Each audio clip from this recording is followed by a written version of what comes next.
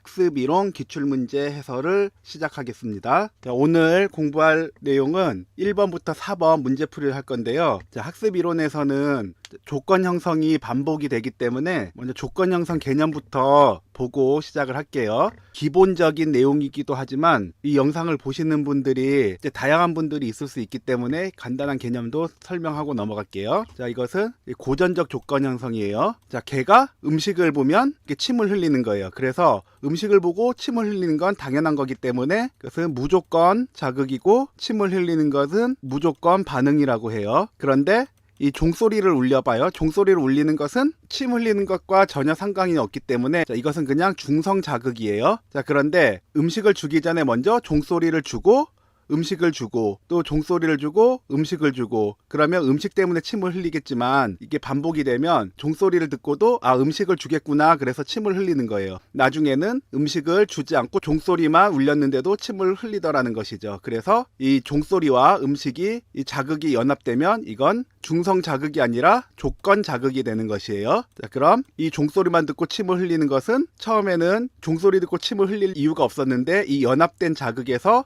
종소리만 듣고 침을 흘렸기 때문에 조건 반응이 되는 것이에요. 그래서 이 자극이 중성 자극과 무조건 자극이 연합돼서 반응을 일으키는 게 고전적 조건 형성이고요. 주로 공포증 설명할 때 많이 쓰이는 것입니다. 그 다음 조작적 조건 형성이 있는데 조작적 조건 형성은 어떤 자극이 있죠. 그리고 반응을 하죠. 여기서 잘했다고 이제 보상물을 주면 이 반응 행동을 더 많이 하게 되고 처벌을 하게 되면 이 반응 행동이 떨어지게 되는 것이에요. 그래서 이 쥐가 이 레버를 누르면 음식이 나오겠거든요. 처음에는 그냥 돌아다니다가 우연히 레버를 눌렀겠죠. 그랬더니 음식이 나오고 이게 왜 나오지? 처음엔 몰랐지만 또 한 번 눌렀더니 또 나오고 이런 게 반복이 되니까 아, 이제 레버를 누르면 음식이 나오는구나. 자, 그래서 이 레버를 누르고 음식을 받는 게 이게 보상이 되기 때문에 레버를 누르는 행동이 더 이제 높아졌다라는 것이죠. 만약에 레버를 누르면 음식이 나오는 게 아니라 어떤 고통을 줬다면 벌이 돼서 누르지 않게 되는 것이죠. 자, 이 개념을 가지고서 학습 이론을 공부를 하게 되는 것이에요. 자, 1번 행동의 동기가 나머지와 다른 하나는, 자, 여기서 말하는 행동 동기는 내재적 동기와 외재적 동기를 나누는 문제예요. 자, 내재적 동기는 호기심, 도전, 통제, 상상, 외재적 동기는 보상, 칭찬, 벌, 회피 뭐 이렇게 나왔는데 그냥 더 쉽게 설명하자면 내재적 동기는 어떤 일을 할 때 그냥 자기가 좋아서 하는 거예요. 외재적 동기는 무엇을 준다고 하니까 그것을 하는 것이에요. 그래서 그냥 지가 좋아서 하는 건 내재적 동기에 의해서 하는 거, 어떤 보상에 의해서 하는 건 외재적 동기. 자, 공부도 그냥 공부 자체가 재밌어서 지가 좋아서 하면 내재적 동기에 의해서 공부를 하는 것이잖아요. 그런데 이제 공부를 해서 어디 좋은데 취업하려고 한다든지 자격증을 따려고 한다든지 어떤 기회를 얻으려고 한다든지 하는 것은 외재적 동기가 되는 것이죠. 그래서 1번 문제는 외재적 동기, 내재적 동기 중에서 하나만 다른 게 숨어 있는 문제예요. 자, 1번 부모님 몰래 만화책을 보는 거. 엄마 몰래 만화책을 보는 건 뭘 주는 게 아니라 오히려 걸리면 혼날 수 있죠. 야단만 맞을 수 있는데도 불구하고 몰래 본다라는 건 지가 좋아서 하는 거예요. 지가 좋아서 하는 건 내재적 동기가 되겠고요. 자, 시험 기간에도 취미로 드럼 연습을 하는 거. 시험 기간에는 시험 공부를 해야죠. 드럼 연습하면은 오히려 시험 성적에 나쁜 영향을 주겠죠. 그럼에도 불구하고 드럼 연습을 하는 이유는 이게 지가 좋아서 하는 거죠. 그래서 이것도 내재적 동기예요. 자, 태블릿을 받기 위해 학습지를 열심히 푸는 것. 자, 학습지를 열심히 풀면 이거 지가 좋아서 하는 게 아니라 이게 태블릿을 준다고 하니까 보상 때문에 하는 거죠. 태블릿이란 보상 때문에 하기 때문에 그것은 외재적 동기. 자, 용돈을 모아 안나푸르나 등반을 계획하는 것.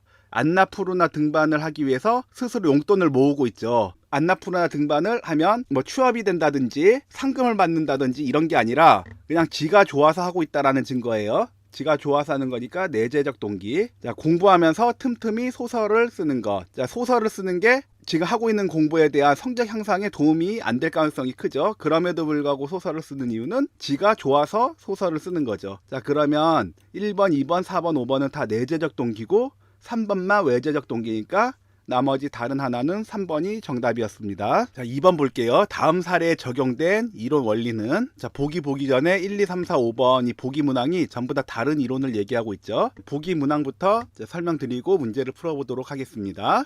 1번 추동 감소 이론. 자, 추동 감소 이론에서 추동은 어떤 내적 에너지 같은 걸 말하는 것이거든요. 그래서 동기를 설명할 때 추동 감소 이론을 얘기를 하는데, 자, 자극이 있고 이게 반응이 있어요. 예를 들어서 자극으로 이제 음식이 주어졌어요. 그리고 반응으로 이 음식을 먹는다라고 하는 게 어떤 이 행동주의에서 설명하는 자극 반응인데, 이 추동 감소 이론은 이 자극과 반응 사이에 이 추동이라는 게 또 있다라는 거예요. 이 추동은 어떤 심리적 에너지 같은 건데, 이 음식이라는 자극이 주어졌을 때 배고픔이라고 한다면, 이 배고픔을 느끼고 있다면 이 배고픔이라는 이 에너지를 감소시키기 위해서 먹는다라는 것이에요. 그러니까 배가 안 고프면 안 먹을 수도 있고, 이게 배가 고픈 상태라면 이 배고픔이라는 어떤 이런 추동을 감소시키기 위해서 먹는다라는 것이죠. 이게 자극과 반응 사이에 이 행동을 하게 만드는 건 추동을 감소시키기 위한 동기가 있다라는 게 추동 감소 이론입니다. 자, 반응 박탈 이론은 어떤 정상적인 행동의 빈도를 낮추게 되면 그 정상적인 행동을 하려는 그 자체가 강화물이 된다라는 것이에요. 무슨 얘기냐면, 평소에 이제 물을 이렇게 먹는 양이 있겠죠. 어떤 사람은 물을 많이 먹기도 하고 물을 적게 먹기도 하지만 평소 자기가 먹는 양만큼 물을 먹겠죠. 만약에 평소에 2리터의 양을 물을 먹어야 되는 사람이라면 그 양을 1리터만 먹는다라고 쳐보세요. 그러면 2리터 먹던 사람이 1리터밖에 못 먹으면 굉장한 갈증을 느끼겠죠. 그러면 평소에는 이 물이 강화제가 아니었는데 이렇게 갈증을 느끼는 상황에서 다시 2리터만큼 평소 하던 대로 반응을 채워야 되기 때문에 이 물이 강화제가 되는 것이에요. 이게 반응 박탈 이론입니다. 자, 3번 자극 대체 이론. 자, 이 고전적 조건 형성에서 처음에 이 개가 침을 흘리는 것은 이 음식물에 대한 자극이 있을 때 이게 침을 흘리는 반응이 있었다라는 것이죠. 그런데 조건 형성이 되고 나니까 이 음식이 아니라 종이라는 자극을 줬는데 침을 흘리더라는 것이에요. 그래서 음식물이라는 자극이 종이라는 자극으로 대체돼도 동일하게 침을 흘리게 되더라.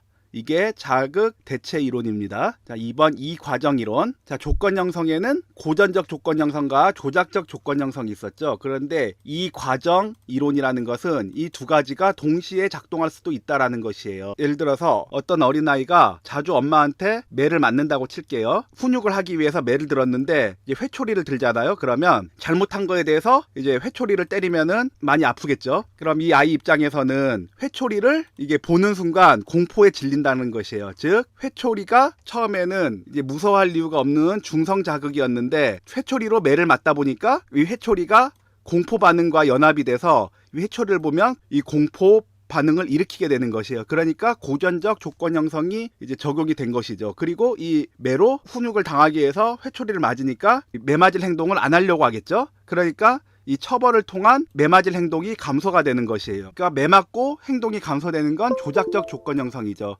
그러니까 이 회초리를 통해서 매 맞는 행동에 고전적 조건 형성과 조작적 조건 형성이 모두 포함이 된 것이에요. 이게 이 과정 이론입니다. 5번 프리맥의 원리. 프리맥의 원리라는 것은 어떤 선호하는 자극과 덜 선호하는 자극을 가지고서 이 선호하게 하는 자극을 하게 만드는 것이에요. 즉 어떻게 하냐면 순서를 통해서, 예를 들어서 선호하는 게 게임을 하는 것이고 덜 선호하는 것이 문제지를 푸는 것이라고 하면, 자, 게임부터 하고 문제지 풀어라 그러면 게임은 했는데 문제지는 안 풀어버릴 수가 있거든요. 그런데 자, 문제지를 다 풀면 게임할 수 있게 해줄게. 그러면 게임을 하기 위해서 문제지를 먼저 다 푸는 것이에요. 그래서 덜 선호하는 자극을 통해서 선호하는 자극을 하게 만드는 게 이 프리맥의 원리입니다. 박스 안에 보기 문항 볼게요. 학생 C는 매일 30분씩 운동을 하기로 엄마와 약속을 하였다. 그런데 운동을 좋아하지 않는데요. 운동을 좋아하지 않는다라는 건 덜 선호하는 자극이에요. C는 약속을 지키지 않았다. 엄마는 운동을 30분씩 하면 좋아하는 게임을 1시간씩 하도록 허락해 주었다. 좋아하는 게임은 선호 자극이죠. 이후 C는 매일 30분씩 운동을 하게 되었다. 먼저 좋아하지 않는 덜 선호하는 운동을 먼저 하고, 그렇게 하면 선호하는 자극은 게임하게 해주는 거. 이게 프리맥의 원리를 말하는 것이네요. 이번에 정답 5번이었습니다. 자, 3번 조작적 조건 형성의 사례로 옳은 것은, 왠지 조작적 조건 형성의 사례로 옳은 것이라고 하니까 한 개는 조작적 조건 형성이고 나머지 4개는 고전적 조건 형성을 말하는 것 같은 그런 느낌이 옵니다. 자, 1번 장미꽃가루에 알레르기가 있는 사람은 장미를 보기만 해도 재채기를 한다. 자, 장미가 재채기를 유발하는 건 아니에요. 원래 장미는 그냥 중성 자극이었어요. 그런데 장미를 보니까 재채기라는 건 가루 알레르기가 있다 보니까 이 꽃가루에 대한 이 조건 자극이 장미라는 중성 자극과 연합이 돼 버리니까 장미만 보고도 재채기를 하는 것이에요. 개가 종소리만 들어도 침을 흘리는 것과 같은 원리죠. 자, 1번은 고전적 조건 형성입니다. 2번 유명 연예인이 광고한 제품은 소비자의 호감을 유발한다. 처음에 제품이 있어요. 그 제품은 중성 자극인데 연예인을 보고 그런 반응이 있다면 이거는 무조건 반응이었는데 이 연예인과 제품이 연합되니까 제품만 보고도 이런 연예인 봤을 때 좋아하는 반응이 나타나는 것이죠. 이게 고전적 조건 형성에 대한 설명이네요. 자, 3번 손톱을 깎고 시험을 본 날 성적이 좋았다면 시험을 볼 때마다 손톱을 깎는다. 자, 손톱을 깎는 자극을 했어요. 그리고 성적이 좋아지는 반응을 얻었어요. 자, 손톱을 깎았어요. 이것은 쥐가 지렛대를 밟는 것과 같은 건데 이제 성적이 좋았어요. 이것은 쥐가 지렛대를 눌렀더니 먹이가 나온 것과 같은 원리예요. 그랬더니 손톱을 깎는 행동이 늘어나겠죠. 이게 미신 행동에 대해서도 설명할 수 있는 원리인데 성적이 좋았다라는 게 강화가 되어 행동이 늘어나는 건 조작적 조건 형성에 대한 설명입니다. 4번 부정적인 단어와 특정 민족을 짝지어 제시하면 편견이 생길 수 있다. 어떤 특정 민족, 여기는 그냥 중성 자극인데 부정적인 단어로 인해서 어떤 편견이 생기는 게 이 특정 민족과 연합이 되면 특정 민족을 보고도 이렇게 편견이 생기는 것이죠. 이게 고전적 조건 형성에 대한 설명입니다. 자, 자라 보고 놀란 가슴, 소뚜껑 보고 놀란다. 자라와 소뚜껑이 연합이 돼서 자라를 보고 놀라는 건 자, 무조건 자극인데 소뚜껑과 연합이 되니까 이게 조건 자극이 돼서 소뚜껑을 보고 놀람이라는 조건 반응이 일어나는 것이죠. 자, 5번은 고전적 조건 형성이죠. 그러면 조작적 조건 형성은 3번이 정답이었습니다. 다음 사례에 해당하는 강화 계획은 했는데 자, 강화 계획은 간격 강화가 있고요. 비율 강화가 있어요. 자, 간격 강화에는 또 고정 간격 강화가 있고 변동 간격 강화가 있고 비율도 마찬가지로 자, 고정이 있고 변동이 있습니다. 자, 언제 강화를 해주느냐라는 것인데요. 잘한 행동에 대해서 이제 강화를 해주는 그 시점을 말을 하는 것이에요. 자, 그러니까 간격은 그 시간 텀인데 고정 간격이라는 것은 그 정해진 기간만큼 잘했을 때 강화를 해주는 것인데 예를 들어서 막 산만하게 돌아다니는 아이한테 이 자리에 착석을 잘하고 있으면 선물을 주겠다라고 했어요. 그래서 10분 동안 잘 앉아 있어봐. 그러면 선물 줄게. 그래서 10분 동안 잘 앉아 있었더니 선물을 줬어요. 또 10분 동안 잘 앉아 있었더니 선물을 줬어요. 또 10분 동안 잘 앉아 있더니 10분을 줬어요. 이렇게 정해진 간격마다 강화를 해주는 게 고정 간격 강화고요. 그런데 이 고정 간격 강화 같은 경우에는 처음에 한 9분 정도 잘 앉아 있으면 1분만 더 있으면 선물 받겠구나 라고 이렇게 기대를 하게 되는데 1분 잘 앉아 있었을 때는 그냥 움직이고 다시 10분 채우지 뭐 이런 생각할 수가 있거든요. 그러니까 이 변동 간격 강화에서는 딱 10분 정해주는 게 아니라 평균 10분이 되면 선물을 주는 것이에요. 어쩔 때는 딱 10분 동안 잘 앉아 있었더니 선물 주고 어떨 때는 10분이 넘어가는 거예요. 왜 선물 안 주지? 그랬는데 13분 되니까 선물을 주는 거예요.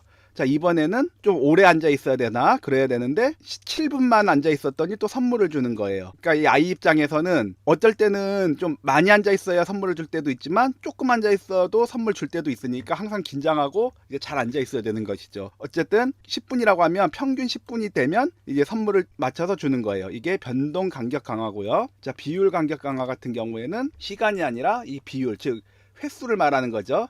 이 고정적인 비율을 말한 것 같으면 어떤 아이가 발표를 잘할 때마다 이제 스티커를 한 개 줘요. 그런데 이 스티커를 10개 모으면 선물로 바꿔준다고 할게요. 자, 그러면 어떤 때는 하루 만에 발표를 10번이나 해서 하루 만에 선물을 받아갈 때도 있고 오늘은 이제 발표를 한 번 잘했고 그 다음 날에는 8번을 잘했고 그 다음 날 또 한 번 잘했더니 3일 만에 선물을 받아갈 수도 있어요. 어쨌든 10개를 채우면 선물을 받아가는데 그 기간이 비율로 하기 때문에 짧아질 수도 있고 길어질 수도 있는 것이죠. 이게 고정 비율 강화 계획이고요. 자, 변동 비율 강화 계획은 그 비율이 언제 터질지 모르는 거예요. 자, 이게 도박이 그런 경우인데 자, 어떨 때는 한 번 만에 대박 터질 때도 있고 어쩔 때는 전 재산 다 털 때까지 한 번도 이제 못 딸 수도 있죠. 이런 게 도박인 그래서 이제 도박 같은 경우는 변동 비율 강화 계획이 이제 적용이 되기 때문에 한 100번 정도 돈을 잃었어요. 그러면 101번째 할 때도 돈을 잃을 수가 있는데도 불구하고 100번 잃었으니까 이번엔 되겠지, 이런 심리 때문에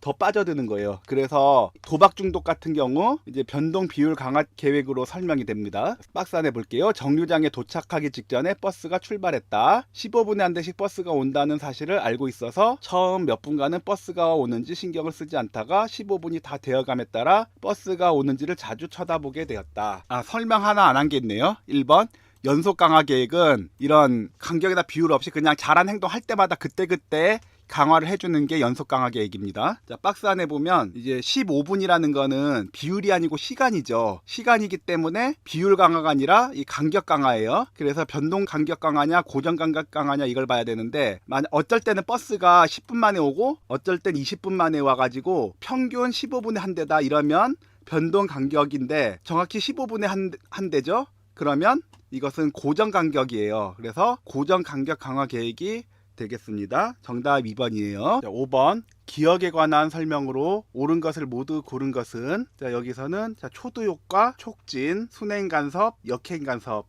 자, 이런 개념을 이해하고 있어야 되겠습니다. 수업에서 가장 중요한 개념을 먼저 소개하는 것은 초두 효과 때문이다 라고 했는데요. 자, 기억에서 이 30개의 단어를 제시한다 그러면, 자, 처음에 제시한 단어를 잘 기억하고 중간에 제시된 단어를 제일 기억하기 힘들어하며 제일 마지막에 제시된 단어를 많이 기억할 수 있게 되는데, 즉 처음에 제시된 단어와 마지막에 제시된 단어를 잘 기억한다 그래서 처음에 제시된 단어를 기억하는 것을 초두 효과, 마지막에 제시된 단어를 기억하는 것을 최신 효과라고 하는데, 이러한 기억의 원리를 토대로 어떤 교육을 하게 되면 처음에 중요한 개념을 설명을 하게 되는 것이에요. 왜냐하면 가장 중간엔 기억을 잘 못하기 때문에 중요한 개념은 초두 효과 때문에 먼저 설명을 하고 최신 효과로 인해서 마지막에 정리를 하게 되는 이러한 원리입니다. 그래서 수업에서 가장 중요한 개념을 먼저 소개하는 것은 초두 효과, 즉 처음에 제시된 것을 잘 기억할 수 있는 이 초두 효과 때문이다. 예, 기억 맞습니다. 자, 니은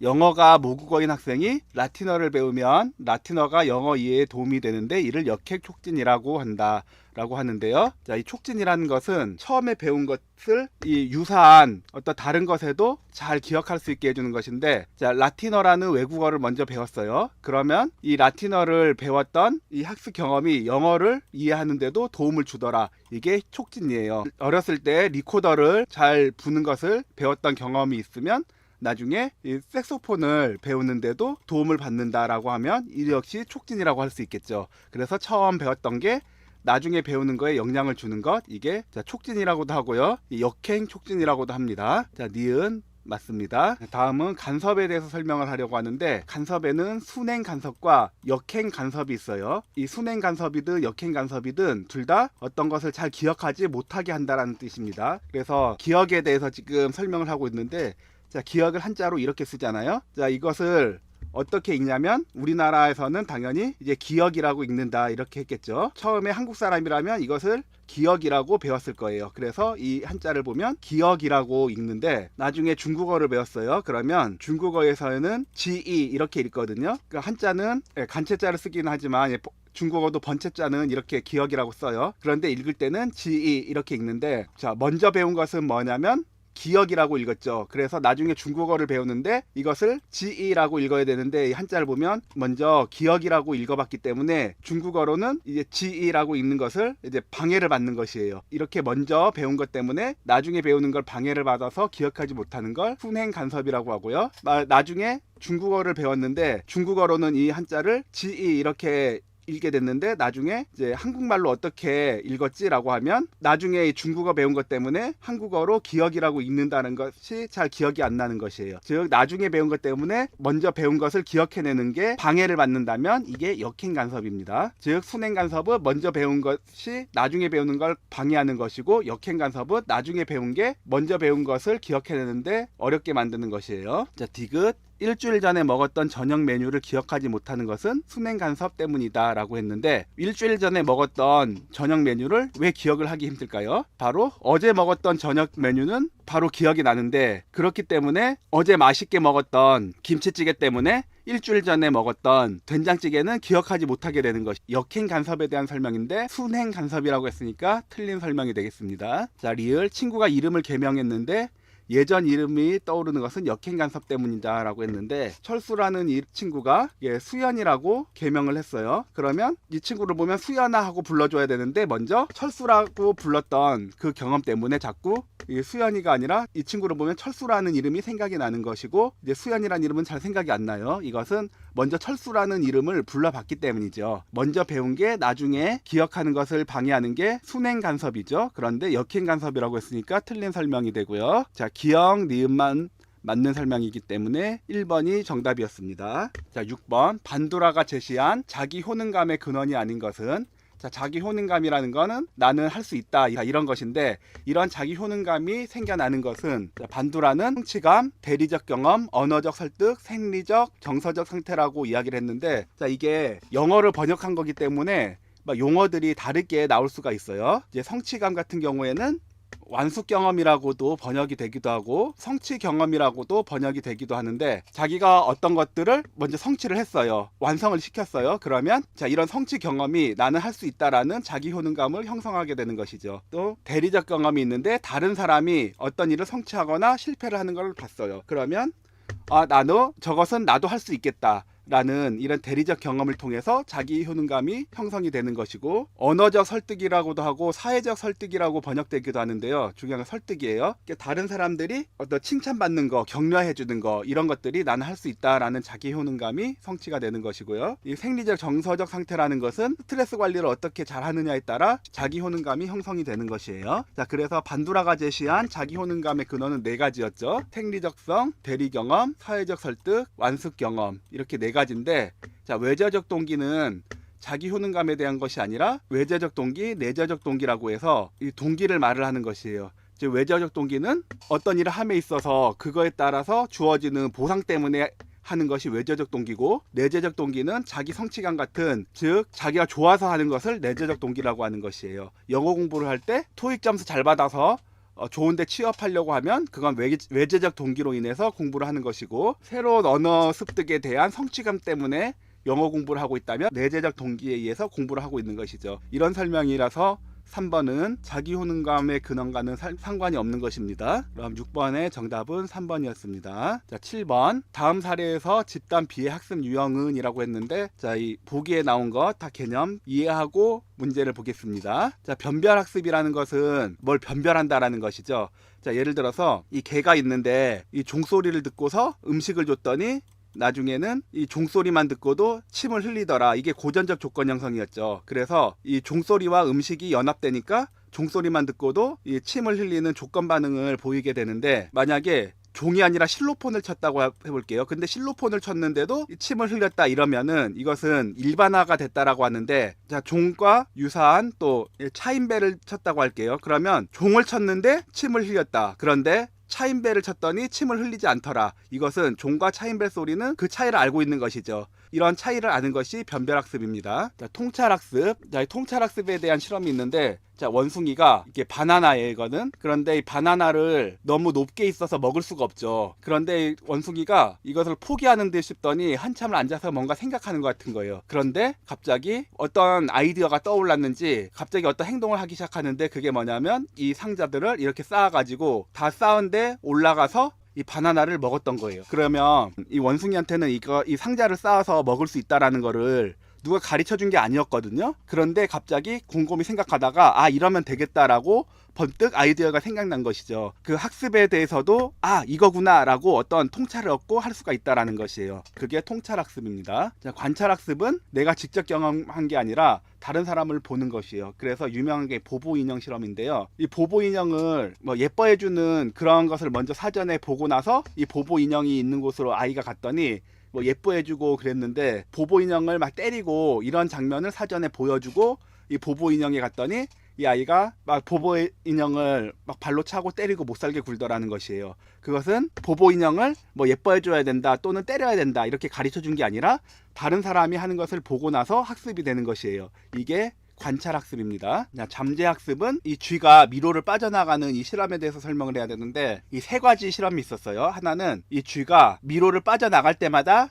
강화물을 줬어요. 뭐 먹을 거를 줬는지 어쨌든 강화물을 줬더니 이 쥐가 이 점점 이 쥐가 이 미로를 빠져나갈 때 일로 가면 막혀 있으니까 다시 일로 가보고 어떤 이런 오류를 범하면서 갔을 거잖아요. 그런데 다 빠져나갔을 때 강화물을 줬더니 점점 이 시간이 지날수록 이렇게 오류의 횟수가 줄어들더라는 것이에요. 그러니까 강화를 주는 게 오류를 줄이는 그런 학습을 하는데 효과가 있었다라는 것이죠. 또 한 가지 쥐는 강화물을 주지 않았어요. 이게 쥐가 미로를 빠져나가든지 말든지 강화물을 안 주니까 어느 정도 학습은 되지만 이 오류가 줄어드는 게 그렇게 빨리 떨어지진 않죠. 그러니까 동기가 없으니까 얘가 미로를 빠져나가야 되는 걸 배우고 싶은 생각이 없는 거예요. 그런데 가장 중요한 설명이 뭐냐면, 처음에는 강화를 주지 않았어요. 그런데 11일이 지나고 이 12일째 되는 날 강화물을 줬어요. 그랬더니 이 쥐가 처음에는 강화물을 받지 않을 때는 이렇게 크게 떨어지지 않았거든요. 그러니까 여기까지 보면은 이 강화물을 전혀 안 준 쥐랑 똑같죠.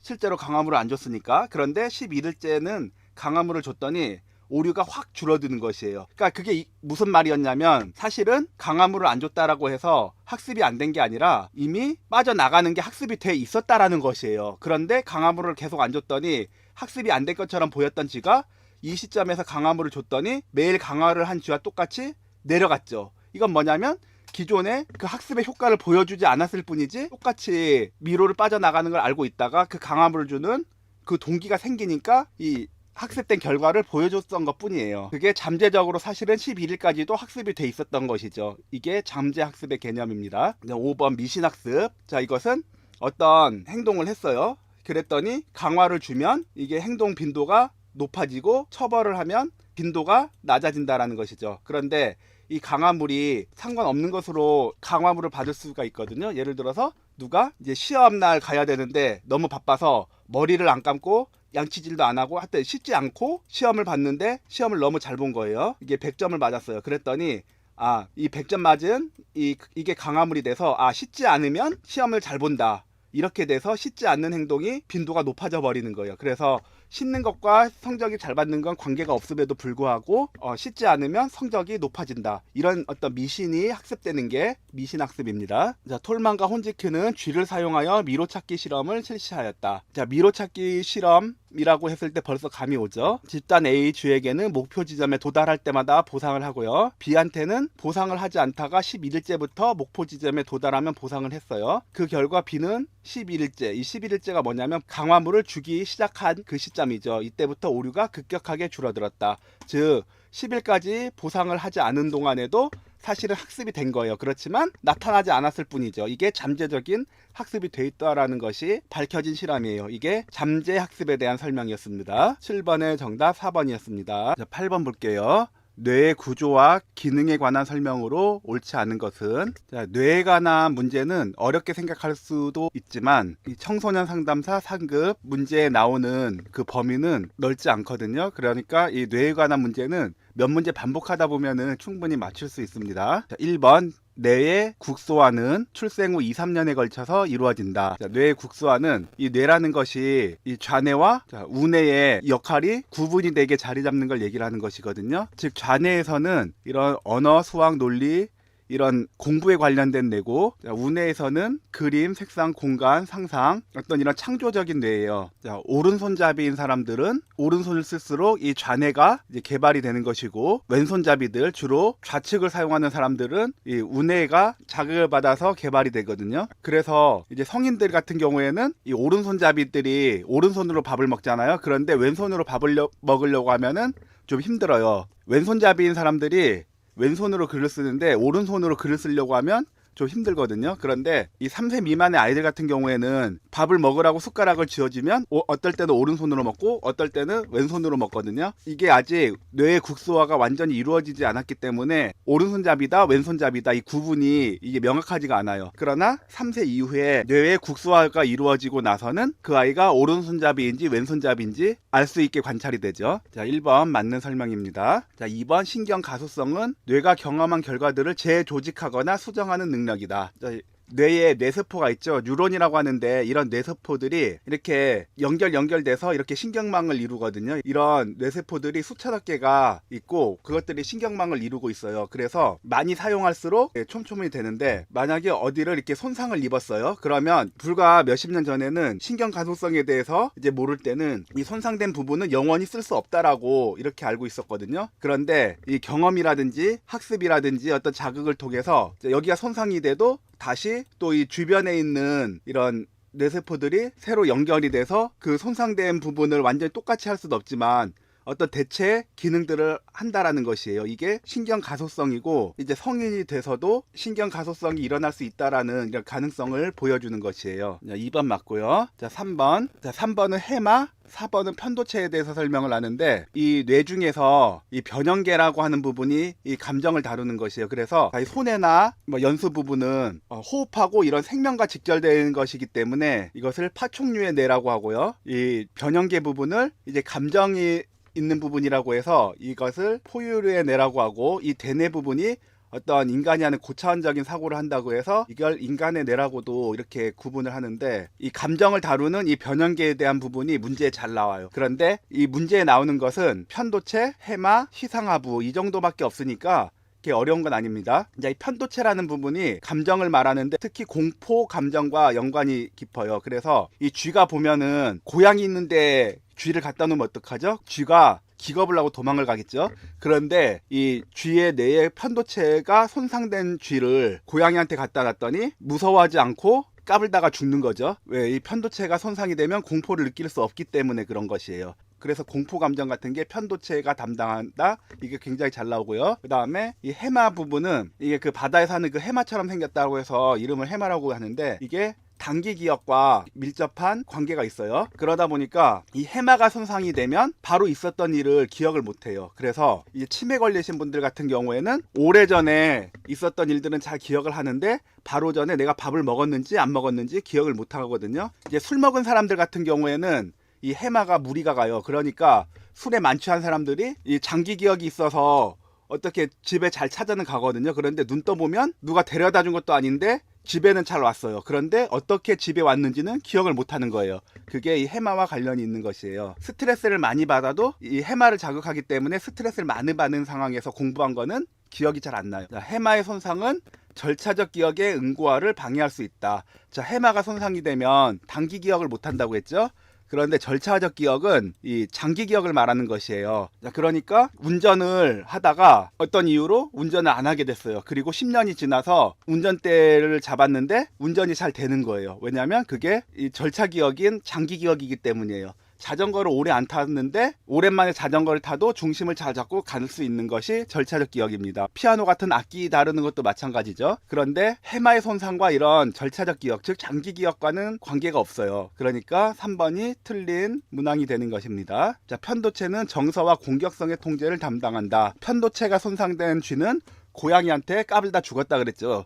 이게 공격성에 대한 부분을 편도체가 담당하기 때문입니다. 자, 도파민은 강화 중추와 관련이 있는 호르몬이다. 자, 도파민이라고 하면은 이제 쾌락과 연관이 크죠. 그래서 이 도파민이 많이 분비되는 경험을 하게 되면 이게 중독이 되는데 사실은 도파민은 이렇게 중독되라고 주는 쾌락이 아니고요. 어떤 성취에 대해서 이제 강화를 주기 위한 것이에요. 그래서 공부를 열심히 하는 학생들, 그런 사람들은 이제 공부가 무조건 좋아서 하는 것만은 아니거든요. 그런데 왜 공부를 열심히 하느냐 하면은 그 공부를 통해서 시험을 잘 받는다든지 또는 어떤 성취를 이뤘을 때 굉장한 쾌락을 느끼거든요. 그런 쾌락을 주기 때문에 그런 긍정적인 일들을 계속 할 수가 있는 것이죠. 여러분들이 이 시험에 합격하면은 자격증을 받죠? 그러면 기분이 굉장히 좋을 거예요. 그때 뇌에서는 엄청난 도파민을 분비를 하고 있는 것이에요.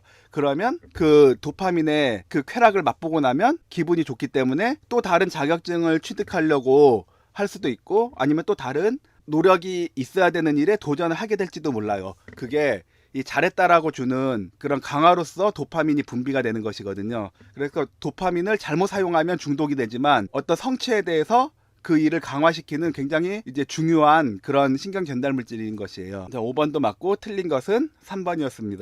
자, 9번 볼게요. 다음에 설명하는 학습 전략은, 학습 전략에서 말하는 거는 우리가 이제 단기 기억이 있잖아요. 그러면 이 단기 기억을 장기 기억으로 넘기는 거예요. 자, 단기 기억에 있는 것은 그 순간은 기억하지만 금방 까먹어 버리죠. 그러면 그게 학습이 된 거라고 볼 수가 없죠. 이 단기 기억에 있는 것을 장기 기억으로 넘어가야 학습이 된 건데, 이 단기 기억에 있는 걸 장기 기억으로 잘 넘기는 게 학습 전략입니다. 자, 1번 정의적 전략. 이 학습해야 되는 것을 정의를 내려준다는 것이에요. 어떻게? 내가 이 학습을 하는 것은 이거를 하게 되면 나에게 인생에 도움이 될 것이다. 이것은 뭐 알아두면 좋은 것이다. 이런 긍정적인 정의를 내려서 잘 학습이 되게 하는 것이에요. 2번 정교화 전략은 내가 알고 있는 지식을 사용해서 내가 이 단기 기억에 들어온 것을 더 잘 기억하도록 그런 정보를 연결하는 것인데, 자, 예를 들어서 숫자 38을 기억을 해야 된다고 할게요. 그러면 그냥 38이라고 하면 돌아서서 방금 말한 게 숫자가 뭐였지? 그러면 38이라는 숫자가 기억이 안 날 수 있어요. 그런데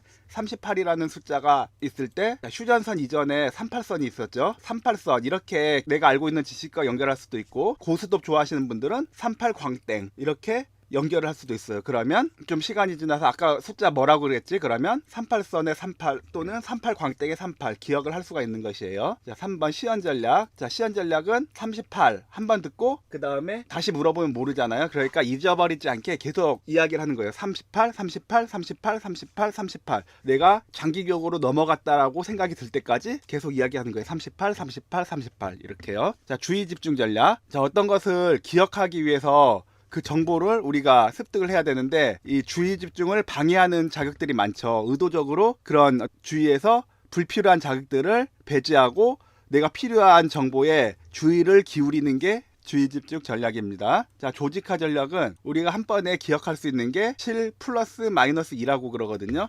자, 그러면 테이블, 버스, 모자, 트럭, 책상, 구두 이렇게 하면 몇 개예요? 이게 5개가 있죠. 그런데 이거를 비슷한 것끼리 테이블, 책상 이렇게 가구라고 하나 모으고, 그 다음에 버스, 트럭 이렇게 운송수단으로 하나 모으고, 모자, 구두 이렇게 자 입는 것으로 이제 범주를 했어요. 그러면 외워야 되는 단위는 3개로 줄어들죠. 이 가구 안에 테이블과 책상이 있고, 운송수단 안에 버스와 트럭이 있고, 입는 것에 모자와 구두가 있어요. 자, 이렇게 외우기 좋게 이렇게 조직화하는 것을 조직화 전략이라고 합니다. 자, 보기에 보면 정보 집합을 관계성의 기초에서 하위 집단으로 분류하는 것, 이렇게 하위 집단으로 분류하고요. 이렇게 범주화하는 것, 윤곽 잡고 도식화하고 그룹화하는 것, 이것은 5번 조직화 전략이었습니다. 자, 10번 보겠습니다. 학습에 관한 설명으로 옳지 않는 것은, 자, 학습이라는 것은 지속적으로 어떤 변화를 시키는 것이에요. 그래서 변화를 하는데 이 학습이라는 과정이 없으면 이런 변화가 안 일어나고, 이 학습이라는 과정을 통해서 지속적으로 변화가 일어나는 것이 학습이라고 하거든요. 자, 5번 문항 보면 학습과 수행은 같은 개념으로 볼 수 있다라고 했는데, 자, 5번이 옳지 않은 것이거든요.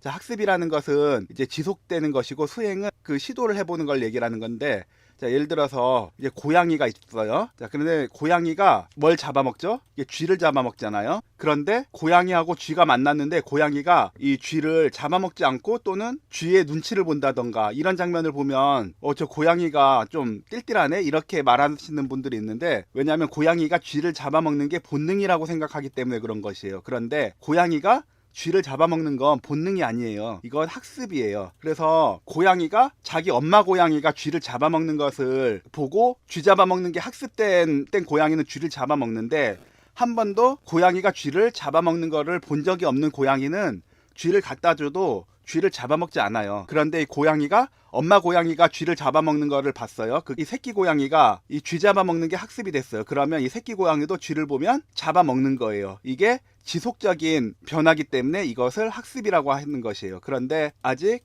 이 새끼 고양이가 이 쥐 잡아먹는 걸 모르는데 엄마 고양이가 쥐 잡아먹는 걸 보고서 자기도 쥐를 한번 이제 잡아보려고 시도를 하잖아요. 이거는 수행이라고 그래요. 그래서 이런 시도를 수행이라고 하는데, 그 다음에 고양이가 또 다른 쥐를 만났어요. 그런데 그때는 쥐를 못 잡아먹는 거예요. 그럴 수 있어요. 왜냐하면 수행은 지속적으로 그 행동을 익힌 게 아니라 그냥 시도해보는 것이기 때문에 이게 학습과 같은 말은 아니거든요. 그런데 고양이가 쥐를 잡아먹는 게 학습됐다라고 하면은 이 쥐를 볼 때마다 잡아먹을 수 있는 게 학습이 된 것이에요. 여기 문제 볼게요. 정서적 변화는 학습에 포함된다. 이 정서적 변화도 학습에 포함이 되거든요. 예를 들어서 물 공포증이 있는 사람을 뭐 체계적 둔감화를 하든지 다른 방법을 사용하든지 어쨌든 물 공포증을 이제 없애줬어요. 그랬더니 그 다음에 물을 보면서 무서워하지 않는 것이에요. 이게 지속될 수가 있죠. 지속되는 것은 학습이 된 거예요. 그래서 정서적 변화는 학습에 포함이 되는 거 맞습니다. 자, 성숙에 의한 변화는 학습으로 보지 않는다. 성숙이라는 것은 가르쳐 주지 않아도 그냥 나이가 되면 스스로 그렇게 되는 게 성숙이라고 하는데, 초등학생들은 이제 프로이드에 의하면 이게 잠재기거든요. 이때는 동성 친구에게 관심을 많죠. 이 초등학생들이 중학생이 됐어요. 그러면은 이때 나이는 프로이드에 의하면 이거는 성기기죠. 때는 동성 친구보다는 이성 친구에게 더 관심을 보이게 돼요. 그러면 이게 이성 친구에게 관심을 더 가져라. 자, 동성 친구는 친구가 될 수 있지만 이성 친구는 애인이 될 수 있다. 그리고 나중에 뭐 잘 되면은 가정도 이룰 수 있다. 이렇게 가르쳐 줘 가지고 이성에 대해서 관심을 보이는 게 아니죠. 나이가 되니까 자연적으로 이성에게 관심을 갖게 되는 것이에요. 이건 학습으로 보는 것이 아니라 성숙으로 보는 것입니다. 태도 변화는 학습에 포함된다. 이게 지속적으로 바뀌는 행동이기 때문에 맞습니다.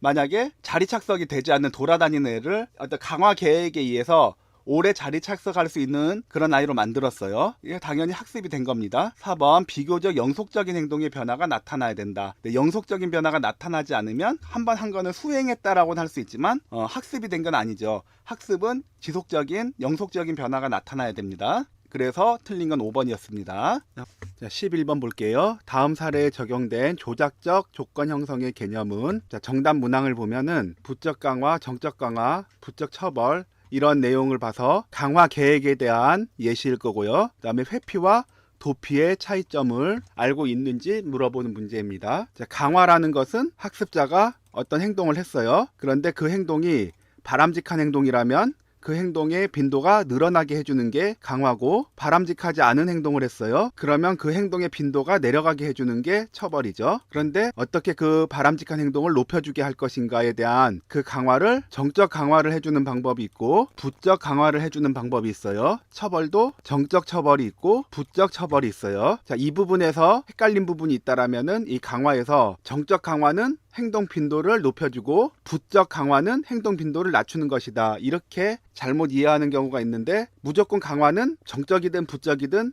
행동을 높여주는 것이고요. 행동을 낮춰주는 것은 정적 처벌이나 부적 처벌, 즉 처벌을 해주는 것이에요. 공부를 열심히 했어요. 그러면 그 행동은 높여주고 싶은 행동이죠. 그래서 공부를 열심히 했으니까 앞으로 그렇게 공부를 열심히 하라고 해서 용돈을 줬어요. 무엇을 줌으로써 강화를 해주는 것이니까 정적 강화고요. 공부를 열심히 했더니 다 같이 하는 청소에서 청소를 안 해도 된다고 면제해줬어요. 그러면 해야 될 청소를 빼줬으니까 부적 강화가 되는 것이에요. 용돈을 받는 경우든 청소를 빼주는 경우든 공부를 열심히 하는 행동을 높여주는 것이죠. 자, 공부를 열심히 안 하고 게임을 열심히 해요. 그래서 이 게임을 하는 이 행동의 빈도를 낮춰주기 위해서 규칙으로 정해준 게임 시간을 오버하면 청소를 혼자 다 하게 만드는 거예요. 그러면 이 청소라는 행동을 더해줬기 때문에 이 게임 시간을 줄이겠죠. 이게 정적 처벌이고, 또는 게임을 많이 하면 용돈을 뺏어버려요. 용돈이란 걸 빼는 방법으로 게임하는 그 빈도를 낮춰주는 것이니까 부적 처벌이 되는 것이에요.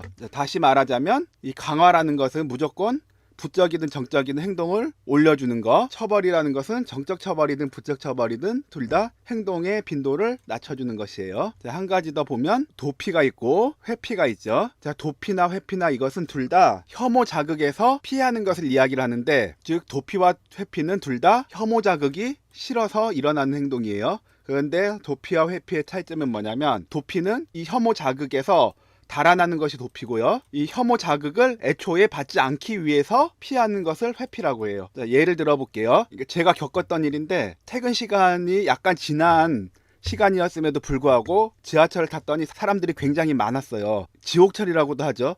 사람들이 굉장히 빽빽하게 있었는데, 그 중에 딱 봐도 이게 술을 좀 드신 여성분이 좀 비틀비틀하고 있었어요. 아마 자리가 없으니까 몸이 힘들어도 서 있을 수밖에 없었죠.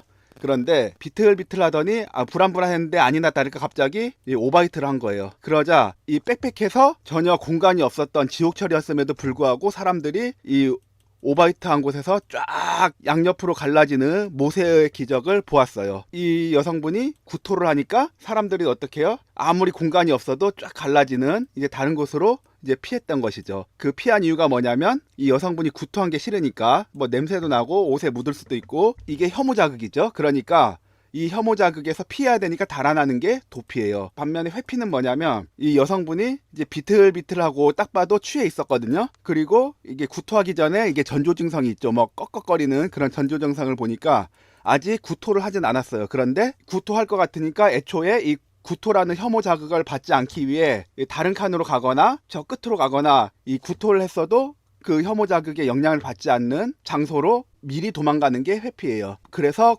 도피와 회피의 공통점은 혐오 자극이라는 것이고 차이점은 도피는 혐오 자극이 있는 상태에서 도망가는 거, 회피는 혐오 자극이 오기 전에 미리 도망가는 게 차이점입니다. 하나 보기에 사례 볼게요. 두통이 있던 사람이 라고 했는데 자 두통이라는 게 아마 이제 혐오 자극이겠죠. 진통제를 먹었더니 두통이 사라졌다. 자, 진통제를 먹은 거는 이제 행동이고요. 그 다음에 두통이 사라졌어요. 두통이 사라진 것은 두통이라는 혐오 자극이 있었는데 이 혐오 자극에서 이제 도망 나온 걸 말하는 거예요. 그러니까 혐오 자극이 있는 상태에서 도망가는 건 회피가 아니고 도피죠. 만약에 두통이 있을 것 같아서 미리 예방약을 먹었다면 그건 회피고요. 두통이 있어서 약을 먹고 두통이 사라진 건 도피에 해당하겠습니다. 그리고 두통이 생길 때마다 진통제를 먹는다라고 했는데요. 이 진통제를 먹는 게 행위인데 이 행동의 빈도가 높아졌다는 거예요, 낮아졌다는 거예요. 두통이 생길 때마다 진통제를 먹는 행동이 생겼으니까 이 진통제를 먹는 행동이 높아졌죠. 그러면 처벌이 아니고 강화입니다. 자, 그런데 이 강화가 이제 부적 강화냐 정적 강화냐 하는 것인데, 정적 강화라는 것은 무엇이 더해지는 것이에요. 부적 강화는 무엇이 빠지는 것이죠. 그런데 이 행동이 늘어나게 만든 그 강화제는 뭐냐면 두통이 사라진 것 때문에 진통제를 먹는 거예요. 그러면 두통이라는 게 있었는데 없어졌으니까 뭐가 빠졌다는 것이죠. 즉 부적 강화가 되는 것이에요. 그러면 정적 강화가 들어간 거는 틀렸고요. 자, 부적 강화에 있었던 혐오 자극이 사라진 거니까 도피. 그럼 정답은 4번이 되겠습니다. 11번의 정답 4번이었습니다. 자, 12번 학습에서의 전이 유형에 관한 설명으로 옳은 것을 모두 고른 것은, 자, 전이라는 것은 먼저 학습을 했는데 이 학습이 다른 학습에도 영향을 미치는 거예요. 이게 전인데요. 그 전이에도 종류가 있고 그 종류에 대한 설명입니다. 자, 정적 전이라고 했는데 정적 전이는 선행학습이 후행학습을 촉진할 때 일어나는 것이에요. 맞는 설명입니다. 자, 예를 들어서 먼저 이제 피아노를 배운 적이 있어요. 그래서 피아노를 치는 게 이제 선행학습인데 나중에 이제 다른 악기를 또 배우게 된 거예요. 그러면 피아노는 아니지만 먼저 피아노를 배웠던 그 학습이 다른 악기를 배울 때도 긍정적으로 영향을 미친다라고 하는 게 정적 정의예요. 자, 무전이라는 것은 없다는 뜻이죠. 그러니까 용어만 봐도 정의가 안 된다는 뜻이에요. 즉 피아노를 배웠는데 또 다른 악기를 배울 때 이 피아노하고 또 새로 배운 악기가 또 피아노랑은 또 다르기 때문에 비록 피아노를 배웠지만 이 다른 악기를 배울 때 별로 영향을 미치지 않는다. 그게 무전이에요. 자, 그런데 선행학습이 후행학습을 더 어렵게 만들거나 지장을 주는 것.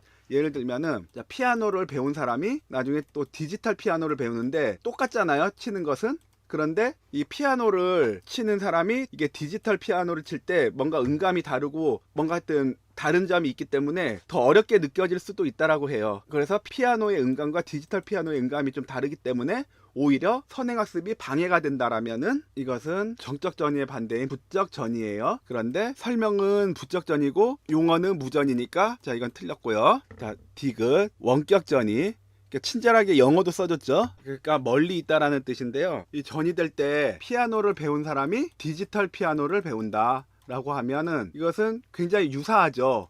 그러니까 유사하니까 이것은 근접 전이가 되는데, 자, 디지털 피아노가 아니라 악기를 배워도 아주 트럼펫을 배운다 이러면 피아노와 트럼펫은 좀 종류가 다르죠. 그러니까 이것은 가깝지 않고 멀다고 해서 원격 전이가 되는 것이에요. 자, 원래 맥락과 전이 맥락이 유사하여 기능 숙달에 관련되는 것. 자, 원래 맥락과 전이 맥락이 유사한 게 아니라 이 멀다는 뜻이잖아요.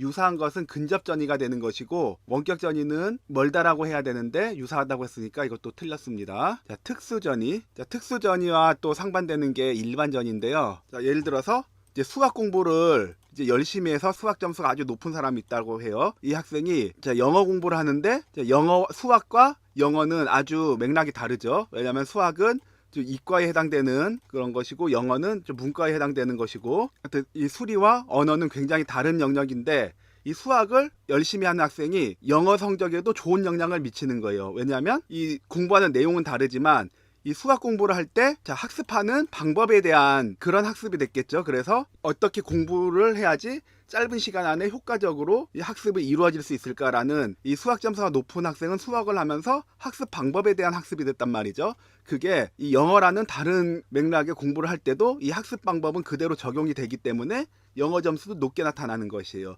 이런 게 일반 전인데 아주 특수한 요인에서만 전이가 일어나는 경우도 있어요. 예를 들어서 수학 공부를 열심히 한 사람이 영어 공부가 좋을 수는 있지만 음악, 미술 같은 예체능에서는 또 점수가 낮을 수도 있어요. 왜냐하면 이 공부하는 학습 방법을 적용한다 그래도 이게 전이가 되지 않는 구체적인 요인이 있기 때문이에요. 그래서 피아노를 배운 이런 사람이 다른 악기에 영향을 미친다, 이런 경우가 이제 특수전이에 해당되는 것이고, 이 구체적인 요인에서만 일어나는 것이에요. 이게 특수전인데요. 선행학습과 후행학습 간의 구체적인 요인에서만 일어나는 것, 이게 특수전에 대한 설명 맞습니다. 그런 기억, 리을만 포함된 2번이 정답이었습니다. 13번.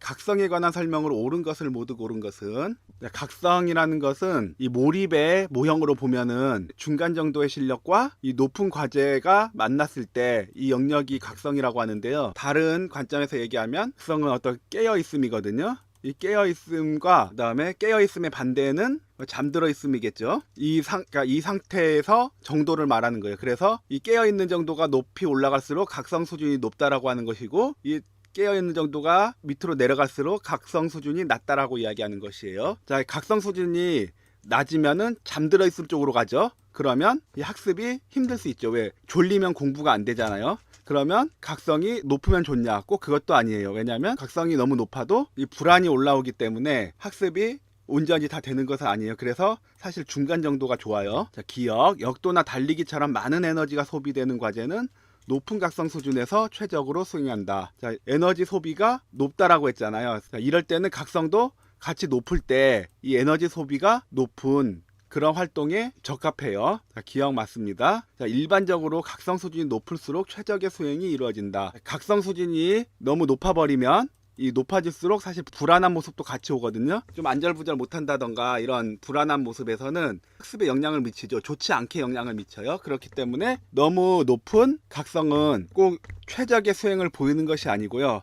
그리고 이 각성 수준이 어느 정도일 때 가장 최적의 수행을 보이느냐 하는 것은 또 개인차도 있어요. 그렇기 때문에 제일 높은 게 최적의 상태는 아닙니다. 자, 니은은 틀렸습니다. 디귿. 단순한 과제는 광범위한 각성 수준에서 최적으로 이루어진다. 네, 과제의 조건이 단순하다라는 것이에요. 이 단순한 과제에서는 최적의 상태의 각성 수준이 광범위하다라는 것이에요. 디귿 맞습니다. 리을 망상 활성계와 관련이 있다. 자, 이 부분은 뭔지 잘 모르실 수 있는데요. 지금 공부를 하면서 그냥 한번 듣고 넘어갈 부분이에요. 자, 이 뇌의 구조에서 보면은 어떤 감각 정보를 이제 대뇌로 이렇게 전달하는 과정에 어떤 이 신경계가 있어요. 이게 망상활성계라고 하는 신경계인데, 이 망상활성계라는 신경계가 각성에 관여를 한다라는 것이에요. 자, 리을 맞는 설명입니다. 그럼 기억, 디귿, 리을이 포함된 4번이 정답이었습니다. 14번. 강화계획에 관한 설명으로 옳지 않은 것은, 강화계획 이해하고 넘어갈게요. 자, 강화라는 것은 어떤 행동이 있는데 그 행동이 바람직한 행동이면 그 행동의 빈도를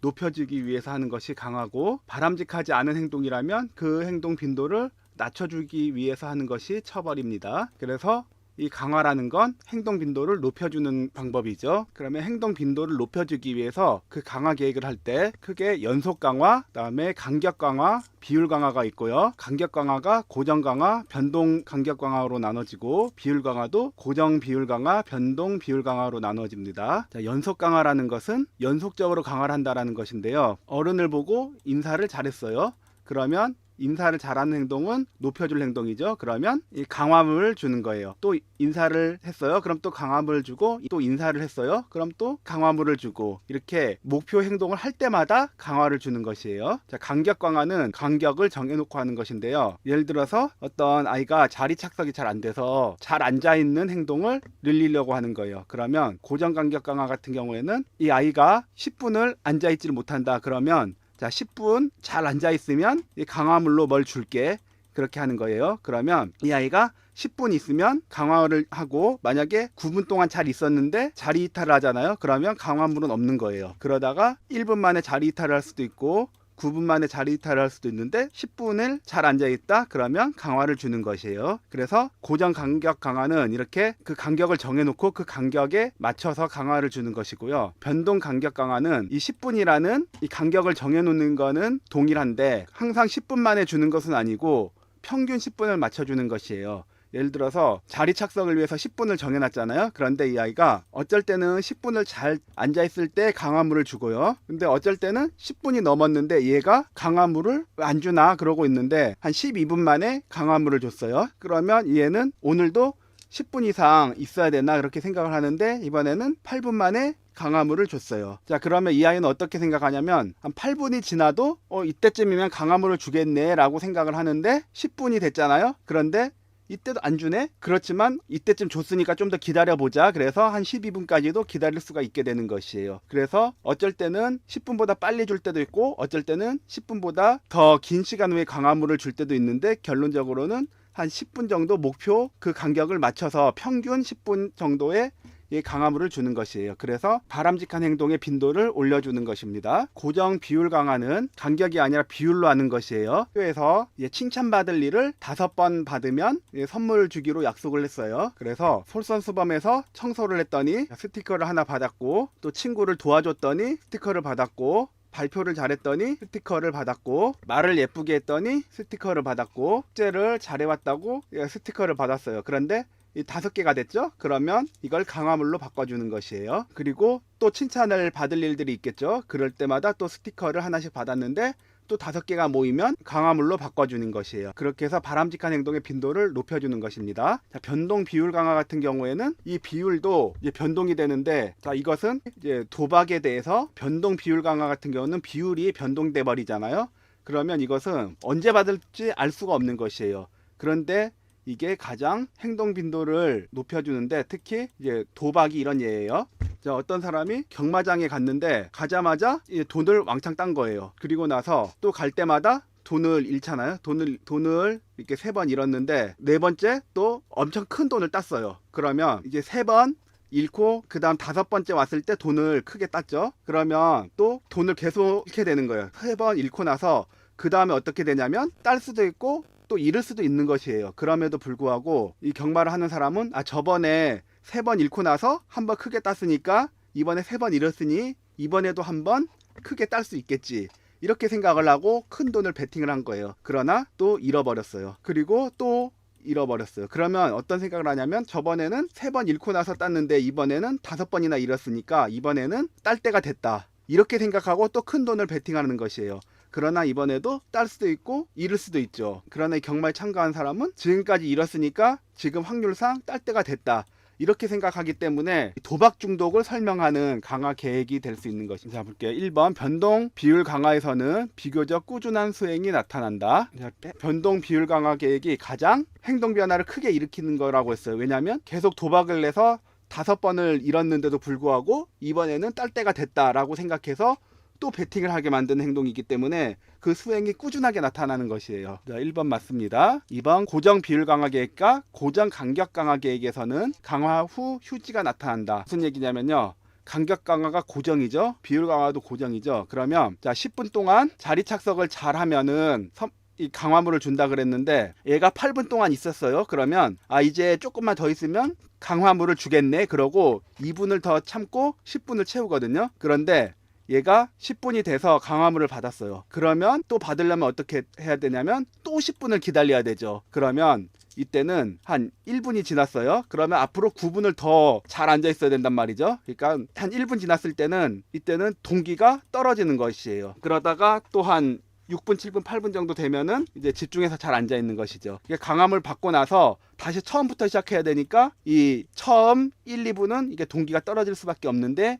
이렇게 휴지기가 나타나는 것이고요. 비율 강화에서도 마찬가지예요. 만약에 이제 칭찬 스티커를 4개를 모았어요. 그러면 이제 하나만 더 받으면 강화물을 받을 수 있으니까 칭찬 스티커를 받기 위해서 열심히 노력을 하는 것이에요. 또 5개를 모았어요. 강화물을 받았죠. 그러면 다시 또 강화물을 받기 위해서는 이번에는 또 5개를 모아야 되는 것이에요. 그래서 처음부터 5개를 다시 모아야 되니까 이때 일시적으로 동기가 떨어지는 것이에요. 그래서 강화 후에 휴지가 나타나는 것이 맞습니다. 자, 변동 비율 강화 계획은 고정 비율 강화 계획보다 속어에 대한 저항이 크다. 자, 고정 비율 강화에서는 이게 5개 뭔가 채웠어요. 그리고 나서 그만하자라고 하면은 이제 그만할 수가 있는데, 변동 비율 강화는 계속 돈을 잃고 있어요. 도박에서 돈을 계속 잃고 있는데 그만하라 그러면 잠깐만 이번에 터질 때가 됐단 말이야 하고 놓칠 못하는 것이에요. 즉 변동 비율 강화가 속어에 대한 저항이 큽니다. 4번 연속 강화 계획은 기대하는 반응이 나타날 때마다 강화를 주는 것으로 속어가 잘 되지 않는다. 자, 연속 강화 계획으로 이제 인사를 잘하면 이제 강화물을 줬어요. 그런데 어느 날부턴가 인사를 했는데 강화물을 안 주죠? 그러면 그 다음엔 인사를 안 해버리는 거예요. 속어가 잘 되지 않는 것이 아니라 강화물을 안 주는 순간 바로 속어가 되어버립니다. 그래서 4번이 틀렸습니다. 자, 5번 변동 간격 강화 계획은 일정한 시간 기준으로 강화가 주어지나 그 시간 간격이 평균 시간을 전후로 불규칙하게 변한다. 즉 평균 시간이요. 10분 동안 자리 착석하기로 했으면 어쩔 때는 8분 만에 줄 때도 있는데 평균적으로 목표한 그 간격에 맞춰서 강화물을 주는 것이 5번 맞습니다. 그다음 정답은 4번이었습니다. 자, 15번 볼게요. 고전적 조건 형성과 조작적 조건 형성에서 공통적으로 나타나는 현상을 모두 고른 것은, 고전적 조건 형성에서는 대표적으로 파블로프의 개 실험이 있는데요. 개가 음식을 보고서 침을 흘리는 건 무조건 자극이고, 종소리를 듣고서 침을 안 흘리는 것은 중성 자극이고, 이 중성 자극과 무조건 자극을 연합해서 제시를 했더니 이게 연합이 되니까 이 조건 자극이 된 종소리만 듣고도 침을 흘린다. 이게 고전적 조건 형성이었죠. 자, 조작적 조건 형성은 먹이가 있는데 이 쥐가 레버를 눌렀더니 이 강화물로 이렇게 먹이가 오는 것이에요. 그러니까 이 쥐가 이 레버를 누르는 빈도가 높아지더라. 이게 조작적 조건 형성입니다. 자, 기억, 변별, 그리고 디귿, 자극 일반화. 자, 이거 두 가지 같이 설명해 드릴게요. 자, 개가 종소리와 음식이 연합이 되니까 종소리만 듣고도 침을 흘리죠. 그런데 이 종소리랑 비슷한 이 차인벨 소리를 들려줬다고 해볼게요. 그랬더니 침을 흘리는 거예요. 그리고 실로폰을 쳐봤더니 실로폰 소리를 듣고도 침을 흘리는 거예요. 이렇게 비슷한 자극에 대해서도 똑같은 반응을 보이는 걸 이게 자극 일반화라고 합니다. 반면에 탬버린을 쳤어요. 그런데 탬버린 소리에는 침을 흘리지 않는 것이에요. 즉 종과 탬버린 소리는 다르다라고 알고 있는 것이죠. 즉 탬버린 소리와 종 소리는 같지 않다라는 게 이제 변별이에요. 자, 조작적 조건 형성에서도 이 먹이가 쥐니까 육식동물이니까 예를 들어서 참치가 나온다고 할게요. 그러면 이걸 눌렀더니 이게 참치가 이렇게 나오면 이게 강화가 되잖아요. 그런데 이게 꼭 참치가 아니고 육포가 나와도 이 레버를 누르는 행동이 올라가는 것이에요. 자, 이런 경우에는 이 자극 일반화라고 할 수가 있죠. 그런데 이번에는 이게 인공적으로 만든 사료가 나온다고 할게요.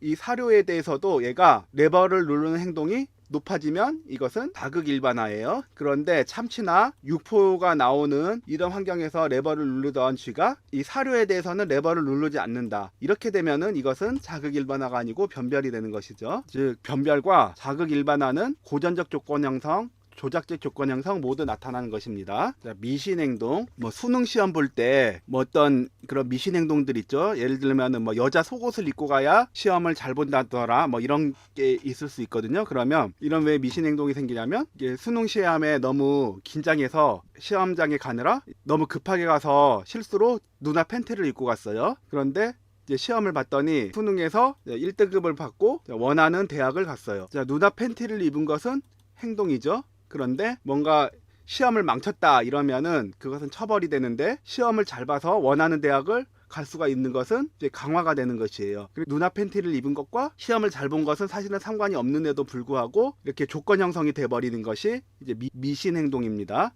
이것은 조작적 조건 형성에서의 말하는 것이고, 이제 고전적 조건 형성에는 해당이 안 되는 것. 자, 조형, 어떤 행동을, 바람직한 행동을 이제 가르치고 싶은데 이게 긴 행동이라고 하면은 좀 과정을 나눠 가지고 강화를 시켜주는 것이에요. 예를 들어서 공부하는 습관을 들여야 되는데 이 공부하는 습관이 전혀 되어 있지 않다면 처음에는 책상에 앉아 있는 것만 해도 이제 강화를 주는 것이고요. 이 행동이 형성이 되면 책상에 앉아서 책을 보는 행동만 해도 강화를 해주는 것이고요. 이게 형성이 되면 책상에 앉아서 책을 보는 행동을 10분 이상 하면은 강화를 해주는 것이고, 자, 이렇게 공부하는 습관을 들이기 위해서 여러 과정을 나눠서 결국에는 공부하는 습관을 들이는 행동을 형성시켜주는 게 조형이고, 자, 이런 경우는 바람직한 행동을 했을 때 강화물을 줘야겠죠. 이것은 조작적 조건 형성에 대한 이야기입니다. 고전적 조건 형성에는 해당이 되지가 않아요. 다음은 속어인데요. 이 조건 형성이 된 과정에서 걔가 종만 보면 종을 쳐도 침을 흘리죠. 그런데 이게 종만 치고 음식을 안 주잖아요. 이게 계속 반복이 되면 결국에는 종을 쳐도 침을 안 흘리게 되거든요. 이게 속어입니다. 자, 쥐가 레버를 누르면 먹이가 나오기 때문이죠. 그런데 먹이가 다 떨어져 버렸어요. 그러면 눌러도 먹이가 안 나오겠죠. 그러면 쥐가 몇 번은 계속 먹이를 먹기 위해서 레버를 누르는 행동을 반복을 하겠지만 계속 음식이 나오지 않으면 결국에는 이 누르는 행동이 의미가 없어지니까 안 누르게 되는 것이에요. 그것도 속어입니다. 즉 속어도 고전적 조건 형성, 조작적 조건 형성 모두 포함이 되죠. 그럼 기역, 디귿, 미음이 포함된 3번이 정답이었습니다. 자, 16번. 학습심리학자들의 이론적 주장으로 옳지 않은 것은, 이 문제는 이 학자들만 보면은 굉장히 어렵습니다. 이 헵은 신경심리학자고요. 자, 볼스는 진화심리학자고, 로저스는 인본주의 심리학자고, 에스터스는 학습심리, 스키너는 행동주의 학자인데, 자, 너무 다르죠. 자, 이 문제는 어떻게 푸냐면 이 학자 중에 아는 학자도 있고 모르는 학자도 있을 거예요. 그러면 일단 아는 학자들부터 맞는지 한번 살펴보세요. 자, 헵, 볼스 좀 익숙하지가 않죠. 자, 로저스 굉장히 익숙한 학자입니다. 자, 로저스는 인간은 자기 실현 경향성이 있어요. 그런데 너는 커서 뭐 의사가 되라, 너는 돈 많이 벌어라, 이런 외부적인 이제 조건적 존중을 하기 때문에 이런 자기 실현 경향성이 발현이 되지를 못하는 것이, 그래서 인간 중심 상담에서는 무조건적인 존중을 해줘야 되는 것이죠. 그런데 조건적 존중은 개인의 성장을 방해하죠. 너는 의사 되라, 너는 돈 많이 벌어라. 그렇지 못하면 존중받지 못하는 이런 조건적 존중이 개인의 성장을 방해하니까 맞죠? 그럼 일단은 3번은 정답이 아니에요. 에스터스 익숙하지 않죠? 자, 스키너 굉장히 익숙합니다. 아까 말한 조건적 조건 형성에서 그 쥐 실험한 게 스키너예요. 그런데 강화인, 즉 쥐가 레버를 눌러도 음식이 나오지 않는 것, 이런 강화인이 제거되면 속어가 발생한다고 했습니다. 그럼 5번도 정답이 아니죠. 그럼 틀린 걸 찾아내야 되는데, 헵, 볼스, 에스터스 좀 이제 생소한 학자들이다. 그러면 이 설명을 보는 거예요. 아는 설명이 있는지. 자, 풍요로운 환경은 인지적 발달을 촉진한다. 이거 맞는 말이긴 한데 누가 한 말인지 잘 모르겠어요. 자, 행동적 시행착오 외에도 대리적 시행착오가 존재한다. 자, 유기체는 의사결정을 할 때 기억에 저장된 정보를 이용하고 가장 이익이 되는 결과를 산출한다. 자, 맞는 말 같은데 누가 한 말인지 모르겠어요. 그런데 자, 2번 보세요. 자, 시행착오 외에도 대리적 시행착오가 존재한다. 자, 이것은 학습 심리를 좀 열심히 공부했으면 익숙한 얘기예요. 대리적 시행착오. 자, 시행착오는 누구냐면 이제 손다이크죠. 손다이크의 시행착오설은 실패를 반복하다 보면은 그 중에서 우연히 어떤 적절한 반응을 하고 보상을 받게 되는데, 이런 과정이 이제 되풀이되면은 학습이 된다라는 것이에요. 그래서 연습을 많이 하면 이제 좋은 결과가 있다라는 것을 암시하기 때문에 손다이크 굉장히 이제 중요한 이론이 되는 것인데 볼스라고 했죠. 그래서 2번이 옳지 않은 게 됩니다. 16번의 정답 2번입니다. 17번 볼게요. 학습 전이에 관한 이론과 설명이 옳지 않은 것은, 전이는 앞에 배운 것이 뒤에 배우는 거에도 영향을 준다라는 것이에요. 자, 옳지 않는 것을 찾는 것이기 때문에 4가지는 맞는 설명이거든요. 그런데 순서대로 1, 2, 3, 4번이 맞고 5번이 틀렸어요. 순서대로 확인할게요. 자, 형식 도야설이라고 그랬는데 이 형식 도야설은 헬스 같은 운동을 하면은 점점 근력이 붙죠. 그러다 보면 가령 20kg짜리 운동기구를 들 때 처음엔 힘들었는데 많이 들수록 근력이 발달하면서 똑같은 20kg짜리는 더 쉽게 들 수 있고, 그리고 더 무거운 것도 들 수 있게 그렇게 바뀌는 것처럼 학습에도 연습과 훈련을 반복하다 보면 이 학습에 대한 어떤 근력이 붙는 것이에요. 그러니까 어려운 학습을 많이 하면은 더 그 연습과 훈련량에 비례해서 더 쉽게 학습할 수 있는 능력이 키워지는 것이죠.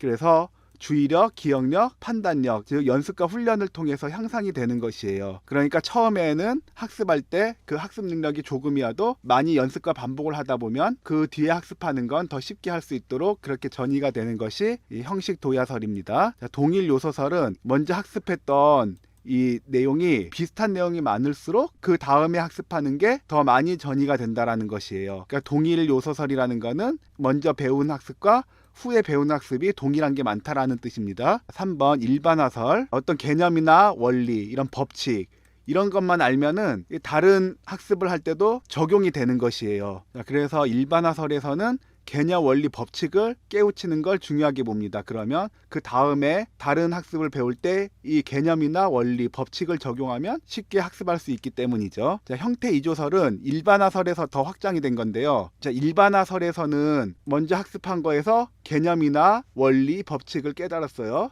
그러면 이제 B의 원리, 법칙, 개념을 이제 적용하면 되는 것인데, 그런 원리, 법칙, 개념이 이 학습 내용에 있잖아요. 그런데 형태 이조설은 이런 학습을 하는 경험이 자기한테 내면화되는 것이죠. 그러니까 이 개념이 밖에 있는 것이 아니라 자기 스스로 내면화된 이 개념과 이런 경험을 토대로 그 다음 후에 학습하는 것을 이제 깨달을 수 있는 것이에요. 그러니까 관계적 통찰이라는 용어를 쓰는 것이에요. 자, 5번이 틀렸는데 한번 볼게요. 상황학습이론은 이 상황이라는 것, 즉 다시 말하면 어떤 학습을 할 때 어떤 실생활과 관련된 그 맥락에 의존해서 대입을 하는 것이에요. 그러니까는 이 수학 학습할 때 생각을 해보세요. 아, 미적분 배워가지고 이거 어디 써먹나, 이런 회의를 많이 느끼잖아요. 그런데 상황학습이론은 실생활에 적용해서 그 실생활의 맥락에 의존해서 이제 학습을 하는 것이 있기 때문에 맥락 의존적이라고 하는 것이에요. 그런데 일반화설이나 형태 이조설 같은 경우에는 어떤 개념이나 원리를 적용해서 이제 다른 학습에 활용이 되는 반면, 이 상황학습이론은 이 맥락에 의존하기 때문에 학습한 내용이 그 다른 학습과 적용을 했을 때 전이가 잘 안 되는 단점이 있어요. 그런데 다른 상황에서 전이가 더 잘 일어난다라고 했기 때문에 5번이 틀린 것입니다. 자, 18번 보겠습니다. 학습된 무기력에 관한 설명으로 옳지 않는 것은, 이제 학습된 무기력에 빠진 이 학생이 있으면 나는 못해 어차피 이건 내가 해봐도 안 돼, 어차피 이 시험 봐봤자 나는 합격 못해, 자, 이렇게 뭐든지 안 된다라는 무기력이 학습이 돼버린 것이에요. 자, 이게 개실험에서 알 수 있었는데요. 이게 막혀져 있는 상자 안에 개를 집어넣고 전기 자극을 주는 것이에요. 그러면 왜 개가 고통스럽잖아요. 그러니까는 이제는 이런 실험하면 안 될 것 같아요. 옛날이니까 가능했던 것 같아요. 이렇게 고통스러운 개가 있고, 또 어떤 개는 이게 전기 자극은 주는데 지렛대 버튼을 딱 누르면 이 전기 자극이 멈추게도 했어요. 그리고 어떤 개는 이게 전기 자극이 올 때 이 전기 자극이 안 오는 이곳으로 이게 점프할 수 있게 만들었어요. 그랬더니 이게 전기 자극을 멈출 수 있는 개는 괜찮은데 이 꼼짝 못하게 해놓고 전기 자극을 가했던 개는 나중에 도망갈 수 있는 그런 상황에서도 전기자극을 주는데 도망을 안 가고 그냥 고통을 받고 있더라는 것이에요. 그러니까 걔도 학습을 한 거죠. 난 어차피 이 전기자극을 피할 수 없어 하면서 그 고통을 다 받고 있는 것이에요. 그러니까 사람도 계속 실패를 하게 되면은 나는 안 돼, 이게 학습이 돼버려서 분명히 할 수 있는데도 불구하고 나는 안 돼, 이렇게 되는 것이에요. 자, 1번 우울증과 관련이 깊다. 학습된 무력과 우울증이 관련이 깊어요. 왜냐면 나는 안 돼, 이게 학습이 돼버렸잖아요. 그러니까 이 전기자극을 이제 피할 수 없는 그런 상황에서 전기자극을 받았던 걔도 이제 도망갈 수 있는 상황이 됐음에도 불구하고 오히려 계속 그냥 전기자극을 받으면서 우울해지는 것이에요. 그러니까 나는 할 수 없다라는 것 때문에 우울증과 관련이 깊죠. 2번 인간에게만 나타나는 현상이다. 자, 이 학습된 무기력에 관해서 방금 개실험했다 그랬잖아요. 그래서 개실험을 통해서도 이제 증명이 되는 건데 인간에게만 나타나는 현상이 아니죠. 자, 2번이 틀렸습니다. 자, 3번 실패를 내적이고, 즉 나는 안 돼, 이렇게 되는 거예요. 안정적이며 나는 뭘 해도 안 돼, 이게 안정적이고, 광범위한 상황에서 나는 자격증 시험을 봐도 합격 못해, 나는 운동을 해도 안 돼, 친구도 못 사겨, 이런 광범위한 상황에 나는 무조건 안 된다는 일반화할 수 있는 원인으로 귀인이 돼버리는 것이에요. 자, 4번 셀리그만 등은 면역 훈련을 통해 예방할 수 있다라고 했는데요. 어떤 얘기냐면, 자, 바로 이런 상자에 개를 집어넣고 여기가 전기 자극을 주는 거예요. 그런데 여기는 전기 자극을 안 주는 거예요. 그러면 이제 개가 전기 자극이 오니까 일로 넘어가는 거예요. 그러면 전기 자극을 피할 수가 있죠. 근데 그 다음에는 이런 구조가 아니고 이게 전체가 이게 전기 자극이 와서 전기 자극을 피할 수 없는 이제 그런 곳에 간 거예요. 그러니까 걔는 도망을 못 가고 계속 전기 자극을 받으면서 고통스러운 거죠. 그런데 학습된 무기력에서는 어떠냐면 이제 자유롭게 풀어줘도 이제 그냥 그 전기 자극을 받고 있었다고 했잖아요. 그런데 한번 이렇게 전기 자극이 안 오는 곳으로 넘어가는 경험을 했던 이 개는 그런 전기 자극을 피할 수 없는 그런 실험을 한 후에 다시 이런 넘어갈 수 있는 구조에 놨더니 전기 자극이 오니까 넘어가더라는 거예요. 그러니까 셀리그만이 면역 훈련을 통해서 이런 걸 예방할 수 있다라고 한 것이죠. 자, 맞습니다. 통제 불가능한 혐오 사건에 반복적으로 노출되면 발생한다. 이런 개가 전기 자극에 피할 수 없는 그런 상황에 계속 노출돼 있던 경우, 사람이라고 그러면 계속 시험 떨어지고 노력했는데도 성적이 안 좋고 막 이런 경험들이 누적이 되면 학습된 무기력이 되는 것이죠. 자, 틀린 거니까 정답 2번이었습니다. 자, 19번. 다음 설명에 해당하는 것은, 자, 보기 문항들부터 학습하고 볼게요. 자, 1번. 1회 시행 학습. 어떤 학습을 하기 위해서는 여러 번 반복을 해야 되잖아요. 그런데 딱 한 번 하고 학습되는 것도 있다라는 것이에요. 2번. 프리맥의 원리. 자, 이것은 좋아하는 행동과 안 좋아하는 행동이 있어요. 그래서 좋아하는 거는 게임이고 안 좋아하는 거는 공부예요.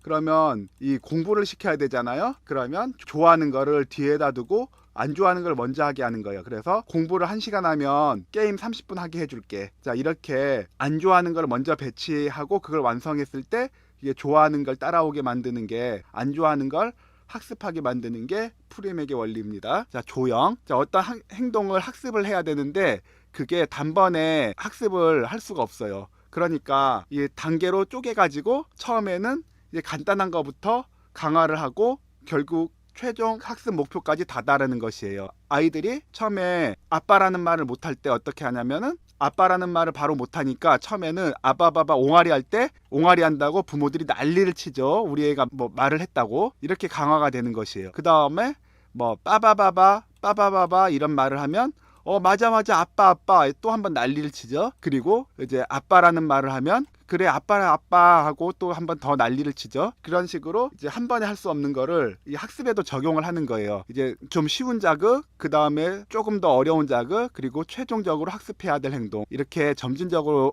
학습되는 게 조형입니다. 4번 적소 논증. 자, 이런 보기 문항이 왜 나왔는지 모르겠어요. 좀 나올 만한 보기 문항이 나와야 되는데 진화 심리학에 나오는 이런 이론이 나오는지 좀 생뚱맞습니다. 진화 심리학은 뭐냐면 우리가 유리한 쪽으로 유전자가 이제 유리한 쪽으로 학습이 된다라는 것이잖아요. 그러니까는 이제 유전자가 시키는 어떤 학습이 있는 것이에요. 유전자가 시키는 어떤 그런 학습 과제는 성공할 가능성이 크다라는 것이 이제 적소 논증입니다. 자, 5번 거울 뉴런. 이게 뉴런은 뇌세포죠. 그러니까는 이게 다른 사람의 느끼는 감정이나 이런 것들을 이 거울처럼 자기한테도 비칠 수가 있다라는 것이에요. 그러니까 예를 들면 드라마 보면서 이제 슬픈 장면 나오면 울죠. 또는 자기 가까운 사람이 이제 썸 타다가 잘 됐어요. 그럼 나도 같이 기뻐요. 뭐 많이 아파하는 사람 보면 나도 고통스러울 때 있죠. 그거는 내가 그 기쁨이나 고통을 느끼는 게 아닌데도 불구하고 나한테도 느껴지는 건 바로 이런 거울 뉴런 때문에 그 상대방이 느끼는 걸 나도 느낄 수 있는 것이에요. 이렇게 박스 안에 볼게요. 상호작용하는 상대방의 표정, 자세 등을 무의식적으로 흉내내는 것. 다른 대상의 행동을 부호함으로써 같은 행동의 실행을 촉진하는 것. 자, 카멜란 효과를 가능하게 하는 것. 즉 다른 사람이 하는 거를 나도 하고 있는 것이잖아요. 이게 외적인 것일 수도 있고, 그리고 감정도 그래요. 이게 거울 뉴런 때문입니다. 자, 박스 안에 있는 것은 5번 거울 뉴런에 대한 설명이었습니다. 자, 20번 다음에서 설명하는 행동 수정 기법은, 박스 안에 설명 보기 전에 이 보기 문항을 보면 자, 하나하나 다 알아야 되는 이제 중요하고 기본적인 개념들이에요. 자, 1번 속어. 고전적 조건 형성에서 개에게 음식을 주면 침을 흘리고 종소리를 들려주면 침을 흘리지 않는데, 종소리를 들려주고 음식을 제공하는 거를 여러 번 반복하면 이 종소리와 음식이 연합돼서 종만 들려줘도 개가 이제 침을 흘린다. 이게 고전적 조건 형성이잖아요. 여기서 이제 종소리를 들려주면 개가 침을 흘린단 말이죠. 그런데 종을 친 게 음식을 준 건 아니잖아요. 그러니까 이거를 계속 반복하면은 개가 처음에는 종소리만 듣고도 침을 흘렸는데 이 반복되다 보니 종소리를 들려줘도 음식을 주지 않는구나, 그리고 이 침을 흘리는 행동이 없어지는 거예요. 이렇게 연합되었던 조건 반응이 사라지는 게 이제 속어예요. 2번 역조건 형성. 다시 같은 설명인데, 자, 종소리와 음식이 연합이 되면 이 개가 종소리만 듣고도 이제 침을 흘리는 게 고전적 조건 형성이었죠. 그러면 이 역조건 형성이라는 것은 이 반대로 결과로서 나타나는 거를 없애기 위해서 역으로 조건 형성하는 거예요. 없애야 될 목표 행동이 있겠죠. 이게 도박이라든지 술, 담배라든지 어떤 나쁜 습관이라든지 이런 것들이 없애야 될 목표라면, 자, 이런 행동을 하면 다른 자극과 연합을 시키는 거예요. 그래서 이 도박이나 술이나 어떤 나쁜 습관을 하면 이 자극이 연합이 돼가지고 나중에는 이 자극이 없이 도박이나 술이나 고쳐야 될 그 습관을 하면은 이 연합된 자극을 받았을 때와 같은 이제 반응이 나타나게 하는 것이, 자, 이 박스 안에 있는 얘가 그런 거거든요. 금주를 하는 사람에게 술을 마시면 이제 그 사람이 속은 괜찮았던 사람이에요. 그런데 이 술에다가 이게 구토약을 같이 주는 거예요. 그러면 술을 먹고 구토약을 먹으니까 구토를 하면서 나쁜 경험이 생기겠죠. 그런데 나중에는 이게 연합이 되면 구토약을 안 먹었는데 술만 봐도 이게 구토하는 것처럼 메스껍고 싫단 말이죠. 그래서 술을 끊게 만드는 거예요. 홍수법은 없애야 될 목표 행동이 있어요. 그런데 없애야 될 목표 행동을 더 많이 주는 거예요. 지금은 학교에서 체벌하면 큰일 나지만은 예전에 체벌하고 이러던 시절에는 학생이 담배 피다가 걸리잖아요. 그러면 그 담배 좋으면은 그냥 피라고, 그리고 이 입에다가 담배 한 갑을 다물리고 불 붙여버리는, 그러면 그게 좋은 게 아니고 역겹겠죠. 또는 이제 그 게임 중독인 사람에게 너 게임 하지 말라고 잔소리하는 게 아니라 한 일주일 실컷 게임만 하게 하는 거예요. 그러면 잠도 안 자고 밥도 안 먹고 게임만 하는 거 괴롭거든요. 재미도 없고. 이런 식으로 너무 많은 고쳐야 될 자극을 한 번에 줌으로써 목표 행동이 이제 싫어지게 만드는 게 홍수법입니다. 체계적 둔감화는 없어야 될 목표 행동을 점차 둔감하게 만드는 건데요. 첫 번째는 이완 훈련, 두 번째는 위계 목록 작성, 세 번째는 이 위계 목록 작성에 의한 둔감화를 실행하는 거예요. 자, 물만 보면은 기겁하는 애가 수영을 안 할 수는 없어서 물 공포증을 없애기로 했어요. 그러면 자, 이완 훈련이라는 거는 몸을 좀 이완시키는 거예요. 왜냐하면 물공포증 있는 사람이 물을 보면 긴장하겠죠. 그럼 몸이 긴장하는 것과 마음이 긴장하는 거는 이제 같이 가는 것이거든요. 그러니까 마음과 몸이 같이 가는 것이에요. 그런데 마음은 아직 긴장했지만 긴장한 몸을 이완시키면 몸이 이완되니까 마음도 어느 정도 이완되는 효과가 있는 것이. 자, 두 번째는 이 무서워하는 거를 위계적으로 목록을 작성하는 거. 자, 물을 그냥 멀리서 보는 거. 그 다음에 물을 가까이 가서 다른 사람들 노는 거를 관찰하는 거. 자, 3번 발 담그는 거. 4번 자기가 다 물속에 들어가 보는 거. 이렇게 점차 불안이 높은 정도로 위계를 시키면, 자, 3번 이 둔감화를 실행하는 거예요. 먼저 물 근처에만 한번 가보고 이게 괜찮아지면 가까이 가서 다른 친구들 물에서 노는 거 관찰하고, 또 이게 괜찮아지면 물에다가 이제 발 담궈보고, 이게 괜찮아지면 물에다가 다 몸을 담궈보고.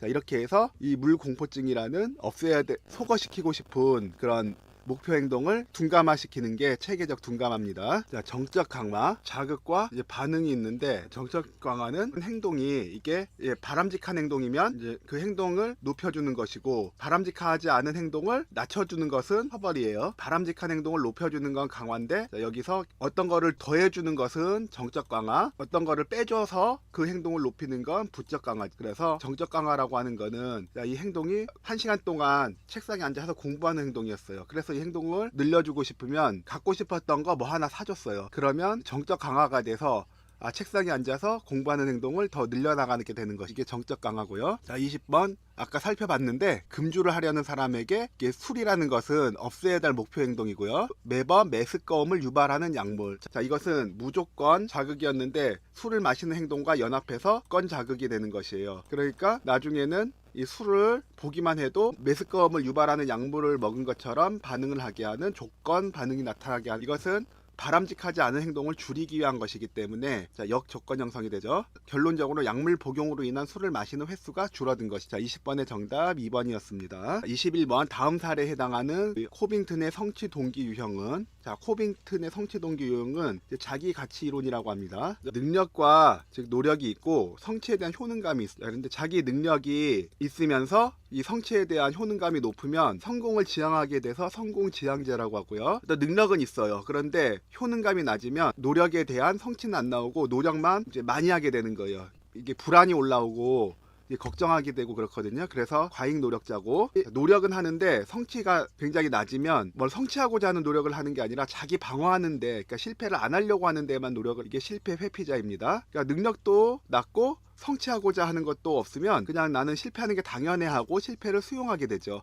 이게 실패 수용자입니다. 21번 볼게요. 학생 A는 공부를 매우 열심히 하지만, 자, 공부를 열심히 한다는 건 노력을 하는 것이죠. 그러니까 노력을 하면 성공 지향자 또는 과잉 노력자 중에 하나예요. 실패 회피자는 뭔가 노력을 하긴 하는데 자기 방어하는 쪽으로 노력을 하는 것이기 때문에 실제로 노력을 하는 건 성공 지향자와 과잉 노력자입니다. 그런데 불안해하고 스트레스를 받는, 선생님께 수시로 자신의 성적을 확인하고 친구들에게도 걱정을 토로한대요. 그러니까 열심히 노력은 하는데 불안하고 걱정하고, 자, 이것은 성취 효능감이 이렇게 높지 않기 때문, 성공 지향자는 아니고 과잉 노력자들이 이렇게 과도하게 노력하면서도 걱정 불안, 이런 유형이에요. 정답은 4번 과잉 노력자입니다. 22번 메타 인지에 관한 설명으로 옳지 않는 것은, 자, 메타 인지는, 자, 우리가 뇌가 있으면 여기서 인지작용을 하죠. 그런데 자기가 무엇을 생각하고 자신이 어떠한 감정이고, 이런 인지작용을 더 위에서 이제 알아차리는 그런 인지작용이 메타인지예요. 나는 지금 이 책을 읽고서 어떤 내용을 이해를 하고 있어요. 이게 인지작용을 하는 것이죠. 근데 나는 지금 책을 읽으면서 책에 있는 내용을 파악하기 위해서 어떤 지금 활동들을 하고 있고, 그래서 나는 이 내용들을 인지하고 지금 학습하고 있구나 라고 하는 걸 또 인지하는 게 메타인지예요. 자, 인지가 아니고 어떤 정서적인 감정적인 거 예를 들면은, 자, 화가 났어요. 그럼 화가 나면 그에 따른 행동들이 나타나죠. 뭐 소리를 지르든가 뭘 던지든가, 아니면 신체가 막 뜨거워지거나 심장이 뛰거나 어떤 이런 반응이 나타나면 그거에 끌려다닌단 말이에요. 그런데 나는 지금 화가 나 있구나, 이걸 또 아는 것이 메타인지예요. 그러니까는 메타인지가 더 위에 있는 것이죠. 자, 1번 15에서 17세경에 발달하기 시작한다. 그러니까 어떤 이론들이 대부분 외국에서 들어오기 때문에 그냥 만 나이라고 생각을 하시면, 15에서 17세경이라고 하면은 고등학생이잖아요.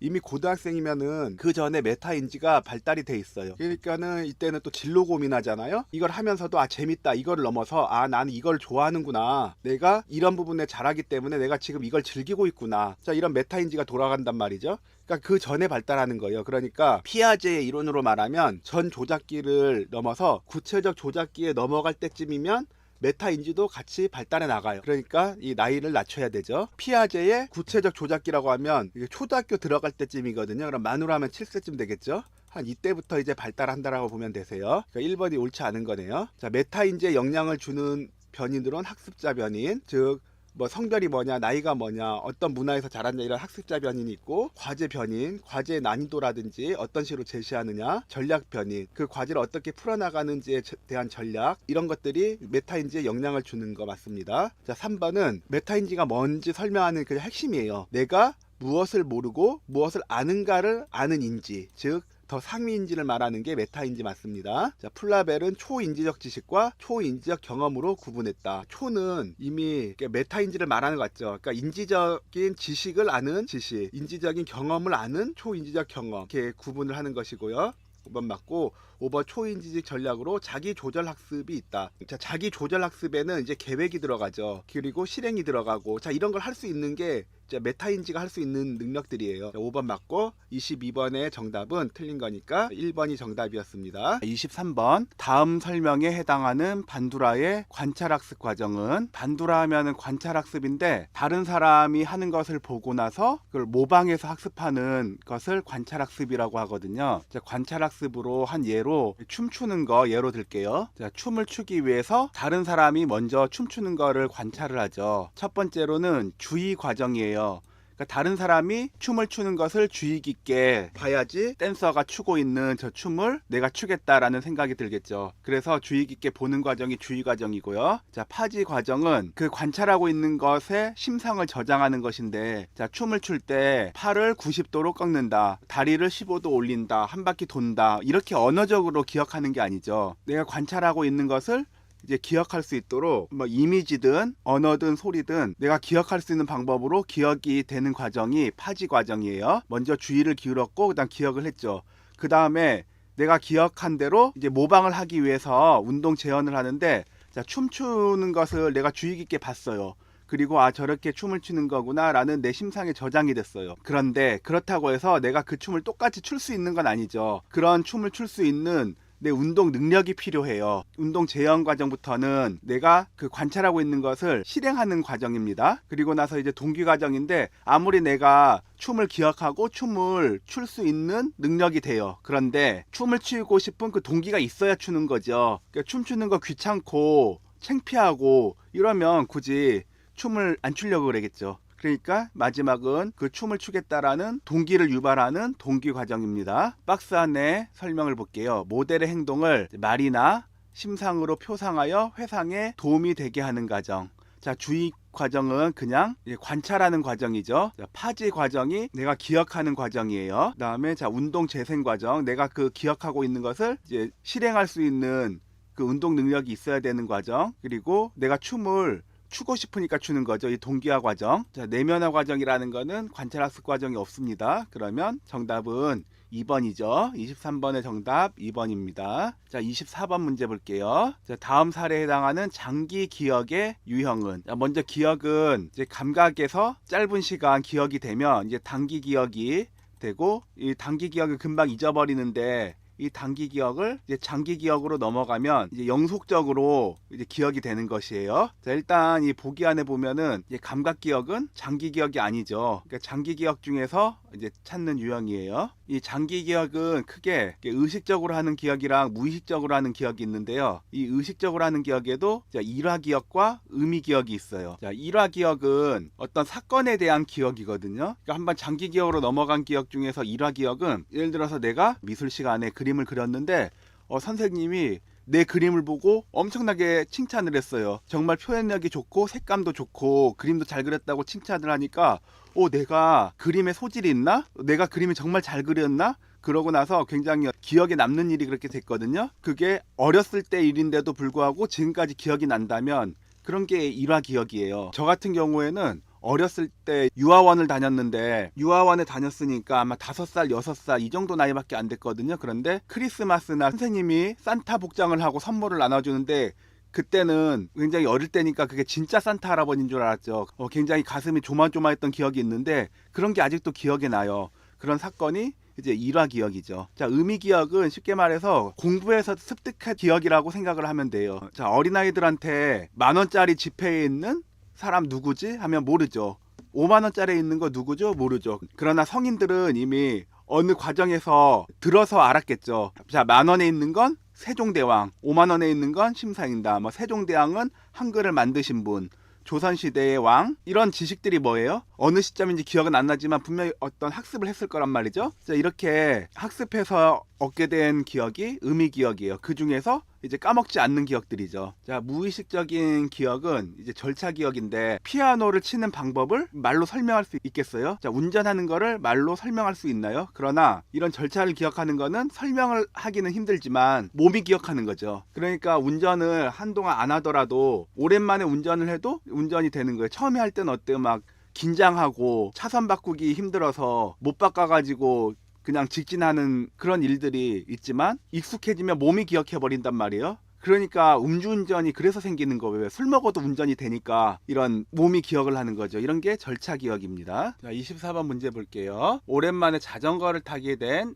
A는 균형을 잡지 못해 잠시 당황했지만 곧 예전처럼 왼쪽으로 기울면 즉각적으로 무게중심을 오른쪽으로 실어 균형을 유지하며 자전거를 탈 수 있었다. 이렇게 길게 얘기했지만 쉽게 말하면 자전거 타기 기억이죠. 이거는 자전거 타기 하면 바로 알 수 있어요. 절차 기억이에요. 그러니까는 자전거 타는 거를 어떻게 무게중심을 잡고 어떻게 해야지 탈 수 있다는 거 말로 설명하기 힘들지만 자전거를 탈 수 있는 사람이 그냥 자전거 타면 자동적으로 무게중심 잡고 갈 수 있잖아요. 이런 게 절차 기억이고요. 자, 의미 기억은 공부에서 알게 된 거. 자, 100원짜리 지폐에 있는 할아버지 누구예요? 자, 이순신. 이순신은 누구예요? 거북선 만든 사람. 임진왜란 때 공을 세운 장군님. 우리나라 사람들이 모두 다 존경하는 훌륭하신 장군님. 이런 게 의미 기억이고요. 자, 일화 기억. 어렸을 때 상 받았던 거, 청소년기 때 부모님한테 꾸지람 받았던 거, 이런 기억들을 하고 있는 건 일화 기억입니다. 자, 이게 장기 기억인데 이 중에서 절차 기억에 대한 설명이니까 1번이 정답이었습니다. 25번 보겠습니다. 다음 설명에 해당하는 동기 유형은, 자, 동기에 대해서 먼저 알아볼게요. 동기는 크게 외재적 동기와 내재적 동기가 있는데요. 자, 외재적 동기라는 것은 그 동기가 밖에서부터 오는 동기고,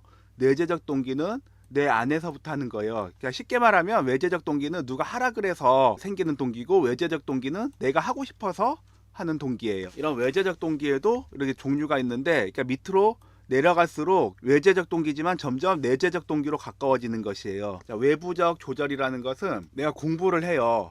그런데 왜 공부를 하냐면 그 이유가 밖에 있는 건데, 안 하면은 엄마가 때리니까 하는 거예요. 막 잔소리하고 벌 주고, 그러니까 할 수 없이 공부를 하는 거죠. 완전히 외적으로부터 동기가 오는 거죠. 이게 외부적 조절이고요. 자, 내사된 조절은 엄마가 자꾸 공부하라고 하니까 그래서 공부를 하긴 하는데, 막 혼나기 싫고 잔소리하면 귀찮고 이러니까 공부를 하긴 했어요. 그랬더니 이제 성적이 좋으니까 막 칭찬을 받죠. 공부 안 하면은 막 혼낼 것 같은 엄마도 성적을 잘 받아오니까 맛있는 것도 사주고, 학교 갔더니 친구들한테 부러움의 대상도 되고, 그러니까 이 동기가 외부에서 왔는데 그게 나한테 있는 것처럼 내사가 돼버린 거예요. 그러니까 그 인정받고 싶어 하는 그 욕구가 채워질 때 이 외재적 동기는 내사가 되니까 내사적 조절이고요. 자, 동일시된 조절은 엄마가 자꾸 공부하라고 해서 공부를 했더니 좋은 성적이 유지가 되는 거예요.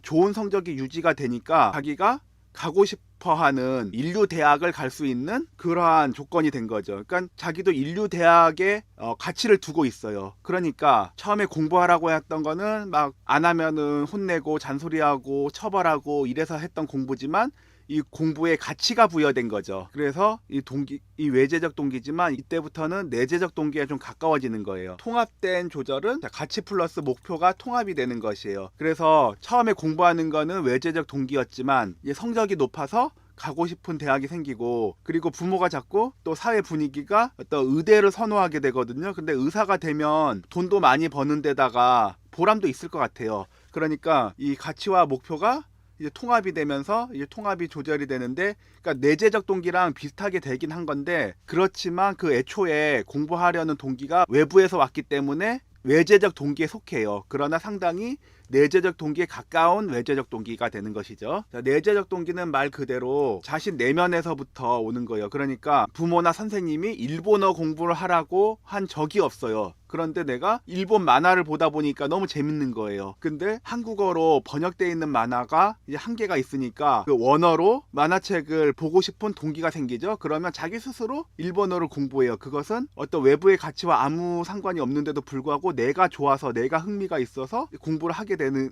것이죠. 자, 이런 게 내재적 동기인데, 이것은 내가 한 번에 실력이 안 늘 수도 있겠죠. 그러나 동기가 꺾이지 않아요. 외재적 동기 같은 경우는 열심히 공부를 해가지고 내가 가고 싶은 대학에 원서를 넣었는데 떨어졌어요. 그러면 그동안 공부하는 게 아무런 보람과 즐거움을 느끼지를 못하는 거예요. 그러나 내재적 동기는 뭐 공부하다가 나 한번 그 일본어 시험 봐볼까 하고 볼 수는 있지만, 합격 불합격의 유무와 관계없이 그냥 공부를 하는 그 과정에서 즐거움을 느낄 수가 있어요. 자, 25번 박스 안에 볼게요.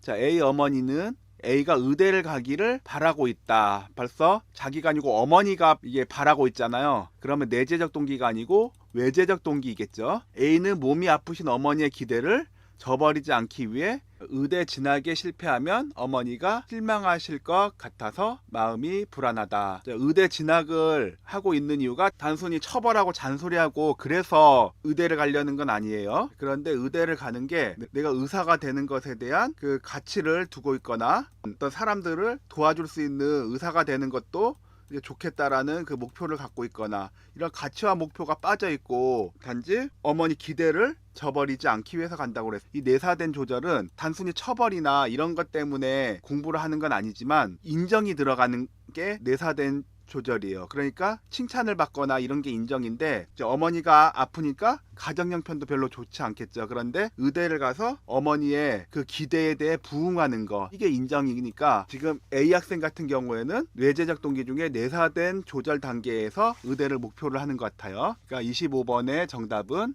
1번 내사된 조절입니다.